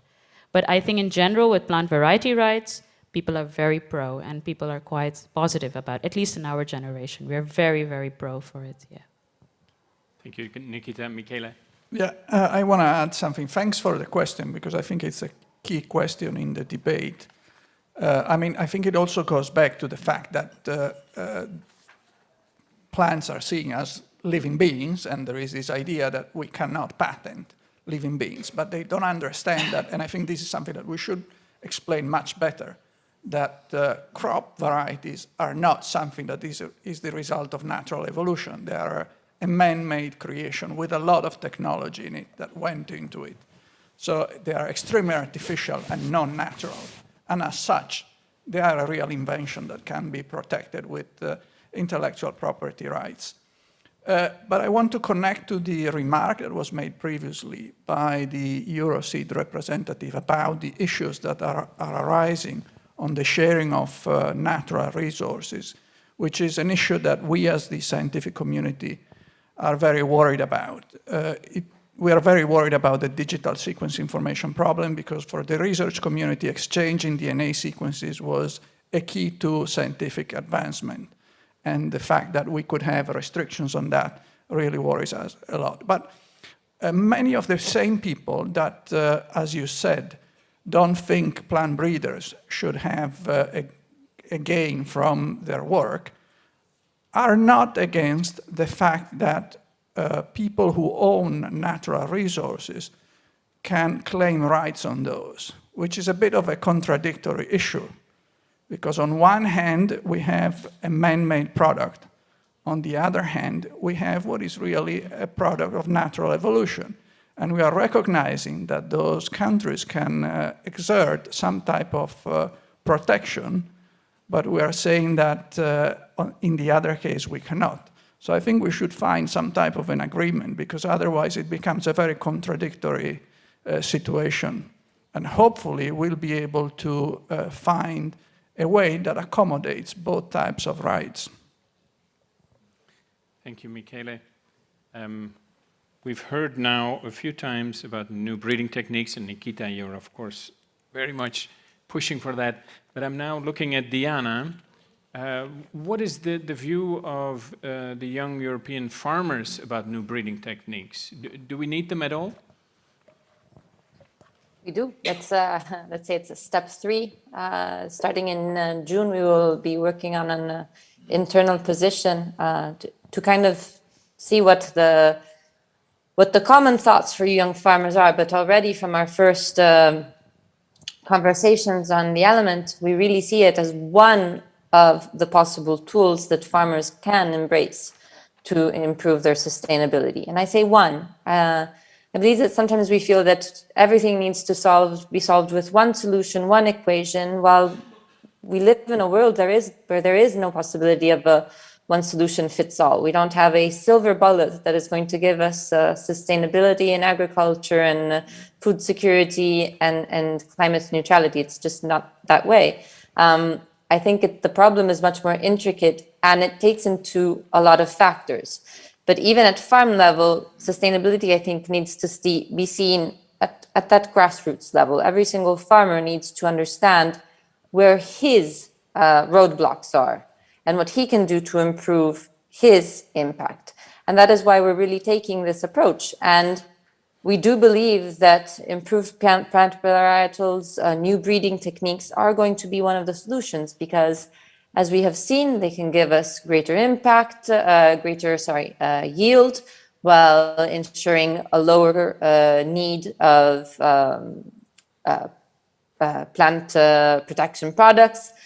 And this is, it would seem the perfect solution, but it's not going to work for everyone. And for others, we will have to find other solutions for their sustainability. So again, taking into consideration that pragmatic approach, but also then the fact that we need a knowledge that is shared, that is common, and that goes in two ways. It goes for the person who is producing, and making sure that we rejuvenate also that knowledge package for young farmers. But at the same time, it includes the consumers. I must say, you talked before about the WFO. I had the opportunity to also collaborate with them in the road that led to the Food System Summit. And they had some very interesting dialogues with the world of Consumers International. And there you really see that resistance. There is the discussion goes very positively, because everyone is open to research. Everyone is open to finding solutions. Everyone is willing to find a solution that works for everyone. But then there's still an innate worry as to what does this mean? Where will this research bring us? Is it going to create the opportunity for us for science to take over in a way what nature instead has always been managing? And that fear cannot just be put to a side, shoved under the carpet. It needs to be brought out. It needs to be brought out now, because the problem is now. We have 10 years and hardly that, where we need to bring this revolution into the ground. We need to reshape the agricultural system, the food system. And if we don't do it all together, it's not going to work. And if we do it using solutions that then are not accepted by civil society, it's going to be a solution that goes to waste. Well, we do not have we cannot waste that opportunity. So what we're trying to see is, how do we bring really civil society into this discussion? And at the same time, what we were saying before of the economic revenue, it's true. The plant breeders don't seem to be the people who are allowed, for the work they have done, to get a revenue. Farmers are also the ones that are in the value chain the most sacrificed. And if we want to reshape that value chain, all of these factors need to be brought into the discussion. Rebalancing something does not just mean cutting in one direction. It means rebalancing, reshaping, finding a new sustainable economic balance that includes everyone. And this is why I really think that the consumers need to know the real cost of food. There's a very interesting German website that factors the real cost of food in terms of climate impact, and what consumers should be paying if they knew what it means to buy, for example, tomatoes in February. But it's just one tiny example of somehow that great distance that there is between the perception of the consumer and the price he's paying for his food, for what he believes is, and it probably is, a right, and at the same time the huge work that there is behind all of this, and how this then goes back to the single human being, the farmer that is working in the field, making sure that that food is provided, and that is looking for innovative solutions, that is looking also to the world of research to find those solutions, because climate change is affecting the way we farm. It's changing the way that our plants manage to react to water, to sun, to many external factors that we can't control. And so we need probably new varieties that can instead address these new issues. So I'm for a very broad and open discussion that leaves no one behind and brings everyone to the table. Thank you, Diana. Very well spoken. I saw we have a question from the online audience. Maybe we can put it on screen. Having heard the discussions, I saw a need to have new and faster DUS testing techniques that must be accepted at UPOV level. Thank you and sincere congratulations. This is about DUS testing, so I'm going to ask Alain if you could share your thoughts. How can we make DUS testing faster and more efficient? Oui, ça rejoint Merci, ça rejoint le sujet de l'efficience que j'évoquais tout à l'heure et de la durée. Je pense qu'il n'y a pas, et je vois juste en face de moi Peter Button, je pense que tout le monde ici connaît, qui est le grand responsable de l'UPOV, qu'il n'y a pas de difficulté de principe. Mais il y a de réels sujets de recherche, de développement pour mettre au point les méthodes permettant d'utiliser, par exemple, la biologie moléculaire, et sans oublier le lien indispensable entre la génétique, la biologie moléculaire qui permet de tester des variétés, et l'élément important qui est la morphologie, la phénologie, c'est-à-dire le fait qu'au bout du bout, ce n'est pas des gènes, ce n'est pas une séquence de gènes qui intéresse l'agriculteur, mais c'est bien une plante qui va pousser dans un champ en Italie ou en Suède. Hein. Et donc, il faut réussir à tester, et c'est un des sujets importants, et le GEVES essaie d'y contribuer. Hein. Nous consacrons de l'ordre de 10% de notre budget à des sujets de recherche et développement, notamment pour mettre au point des nouvelles méthodes d'évaluation, entre autres sur la DHS, hein, et se tourner vers tous les contributeurs possibles. C'est vraiment un sujet très important d'efficience, de voir comment ces nouvelles techniques moléculaires, par exemple, mais aussi biochimiques, peuvent apporter une accélération du dispositif, une simplification également du dispositif, permettant d'avoir moins de variétés de références à tester, puisque ce que vous savez probablement tous dans cette salle, mais qui est très important de rappeler, c'est qu'une variété nouvelle que l'on teste pour la délivrance d'un COV, pour une inscription au catalogue officiel, elle n'est pas testée dans l'absolu, indépendamment du reste. Elle est testée en comparaison de l'existant. Et je vais me permettre une anecdote qui est du vécu en France à propos de tomates. Il y a 5 ou 6 ans, une grande chaîne de magasins française, que je ne citerai pas, avait lancé une polémique sur le fait que le système, le COV, l'inscription au catalogue, empêchait la commercialisation des variétés de tomates intéressantes. Et avait sorti une vidéo avec des tomates dans une commercialisée de nuit, dans un coffre, bref, vous voyez le système. Et il tentait de faire un mix entre le fait qu'une variété, et c'est vrai qu'elle n'était pas inscrite au catalogue, ne puisse pas être commercialisée, et le peu de variétés que trouvent les consommateurs chez le petit épicier proche de leur habitation ou dans la grande surface, et vous, bon an, mal an, on trouve 5 variétés, 7 variétés, 10 variétés peut-être. À l'époque, le catalogue européen ne comportait que 6100 variétés de tomates. Et aucun consommateur ne trouve 6100 variétés de tomates chez son fournisseur.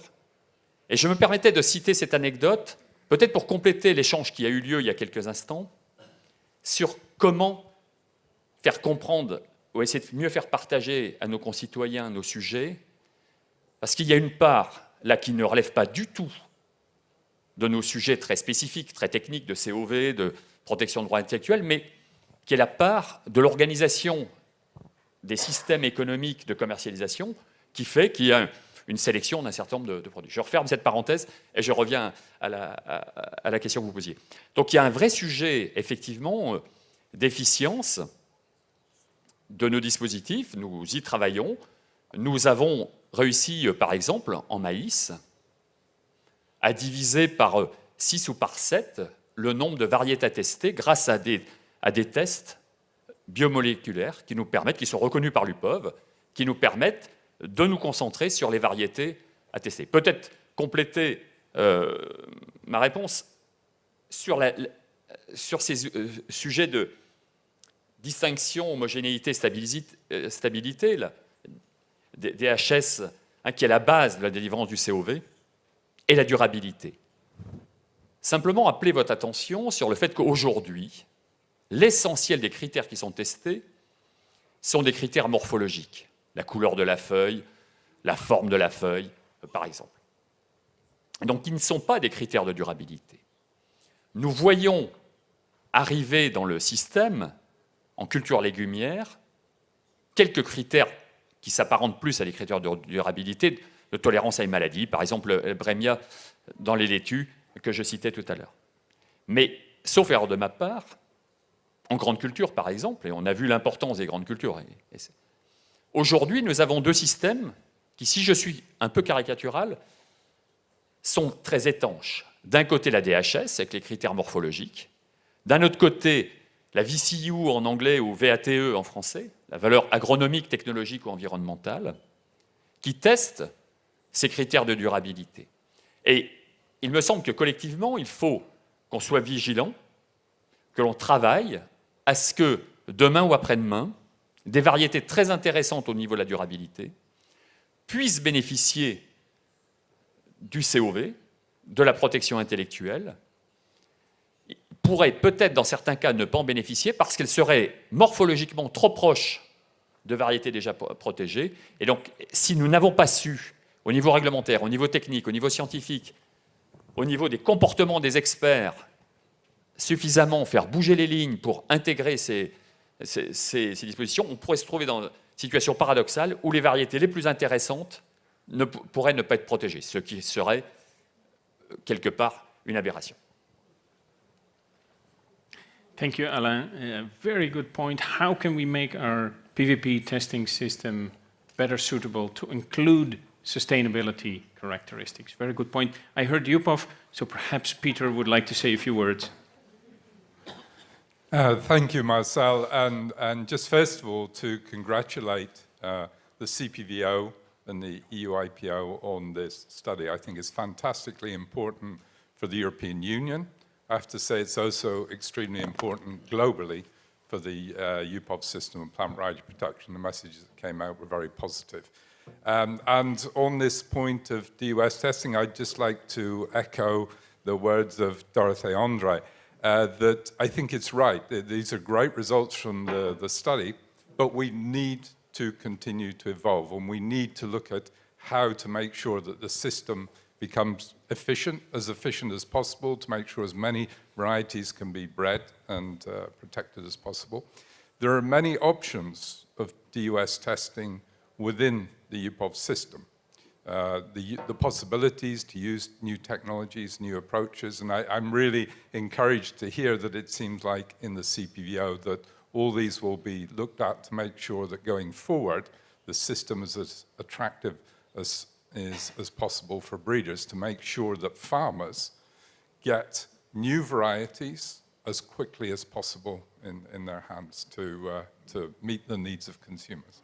So thank you and congratulations to all involved. Thank you very much, Peter.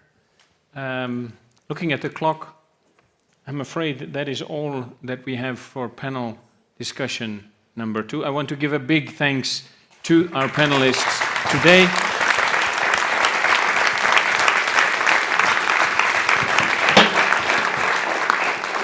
Also to Diana, of course, online. Thank you, Diana. And now I give the floor to the president of the CPVO, Francesco Martina, for his concluding remarks. I saw him frantically writing all morning, so he must have muscle cramps in his writing hand. Francesco, the floor is yours. Please share your take-home messages of the debates today.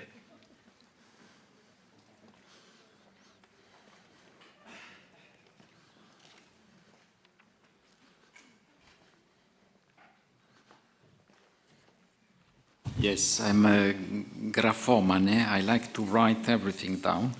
So it's a great pleasure to close this morning. I'd like to start with the quote of Sandra Gallina.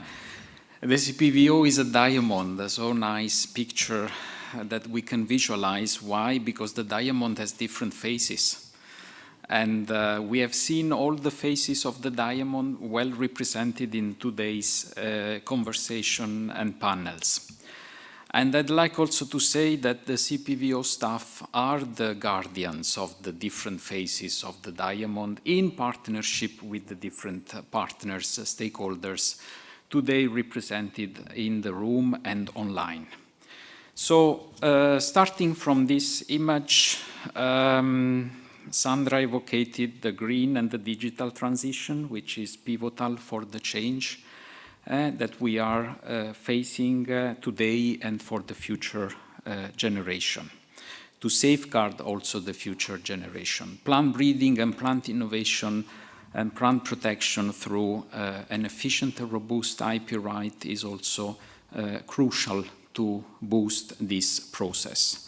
We talked about new genomic technique or new breeding technique, and also very interesting, the reference to interface, and I think this is some of the major takeaway of today with other piece of legislation, such as the plant reproductive material legislation. We also talked of interface with other IP rights, such as the patents, which is also a very sensitive and important topic we have to invest for the future. Also very interesting, the reference to the importance of horizon scanning. Horizon, I'd like to put an emphasis on this because it's important to keep an eye on the fact that these instruments can bring us into the future faster than we think. It was evocated the two major projects that today we are running in Vite and Innova, but there is much more than we can do to project ourselves in the future.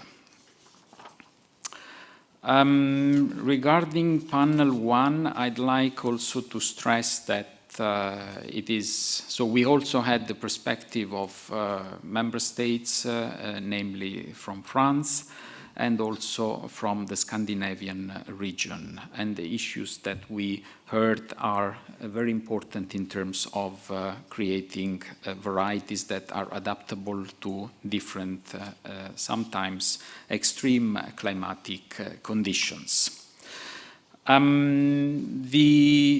Also, the emphasis went a lot on the fact that the study underlined the importance of SMEs for the plant breeding efforts in the European Union.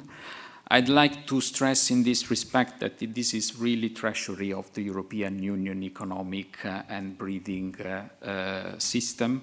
And yes, breeding is not done in a day, like Rome was not done in a day. Also, breeding is not the result of one-day effort. So there is an history behind, and there is an history behind innovative SMEs we should take care. So this leads us to the actions that the Commission is, and the big institutions, the big brothers, are thinking of in Brussels. So thanks to the big brothers for taking care of SMEs in this sector is much appreciated and needed. The interface with other legislation, such as the PRM, seed legislation, is going on and is going to have an impact. It's important to underline that there are points of contacts that we have to tackle in order not to keep anything out of the picture and not to forget anything. It's really, really important what Dorothée André said about the necessity of also creating a good balance. Also, I'd like to stress the important observation of Dorothée on the fact that these products, this innovation may have a short life. On the other side, to reach that innovation, there is a lot of effort and a lot of time. And also, looking into the process for gaining efficiencies in the reform of the legislation, we have to streamline the processes and make it easier access to the breeders. On average, it takes 2 to 3 years to list a variety in a member state, and it could take even longer to get a variety tested in the US for the granting of an IP right. So there must be a balance between the two systems, and there is an opportunity now, so the momentum is now, to gain from the revision of the PRM legislation. Another point that all the panelists and in the study, I guess we can get confirmation, the importance of make targeted, tailor-made, appropriate, factual, trustful communication with the different groups, including also civil society.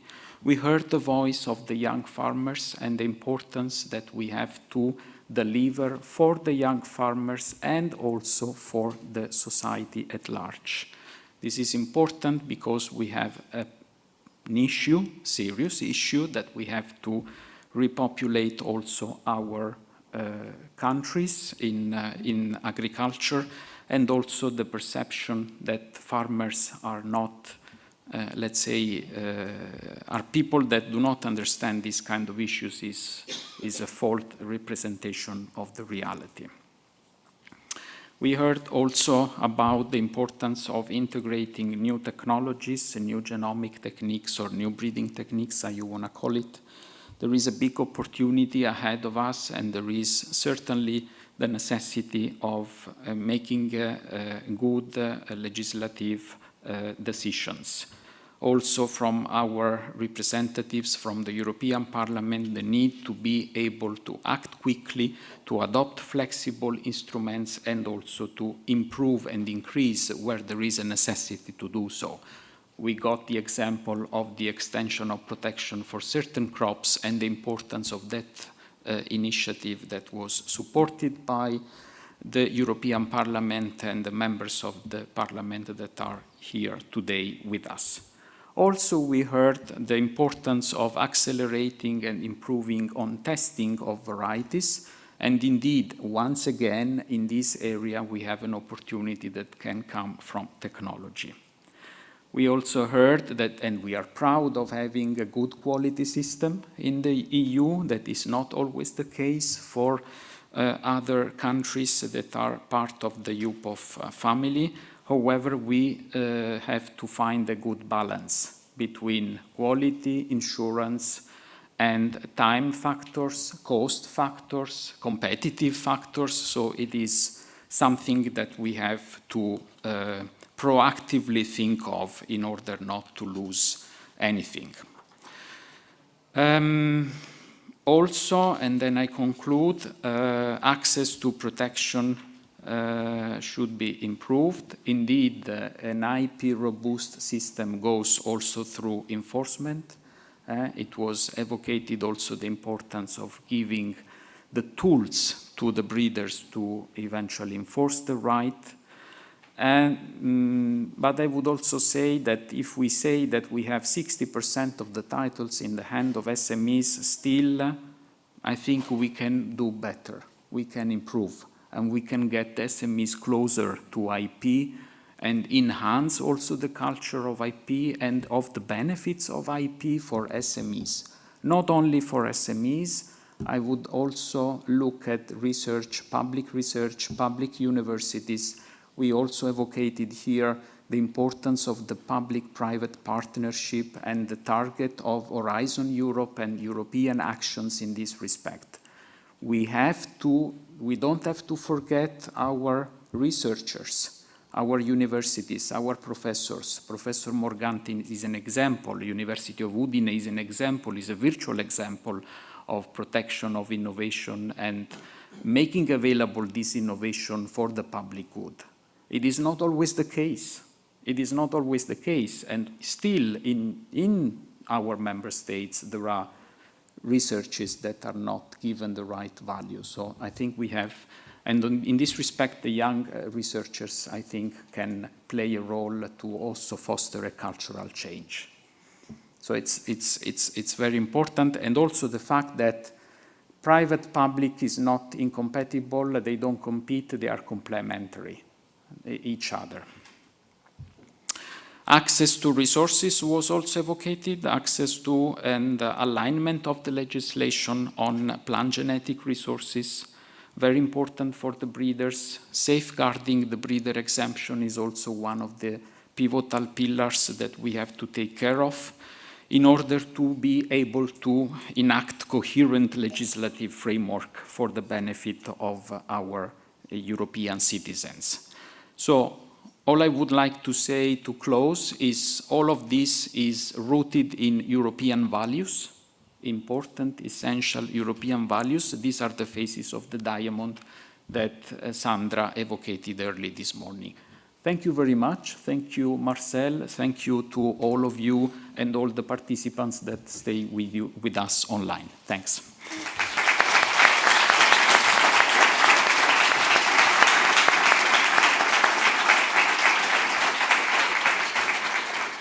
Thank you, Francesco.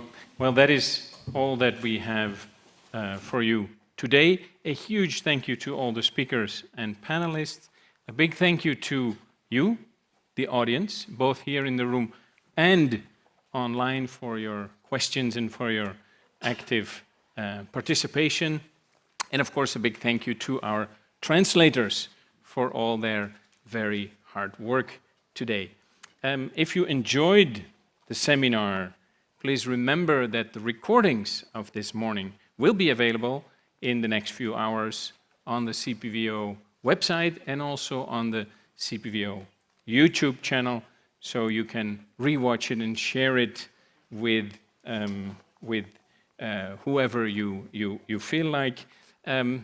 This is the end of the policy seminar. Safe travels home.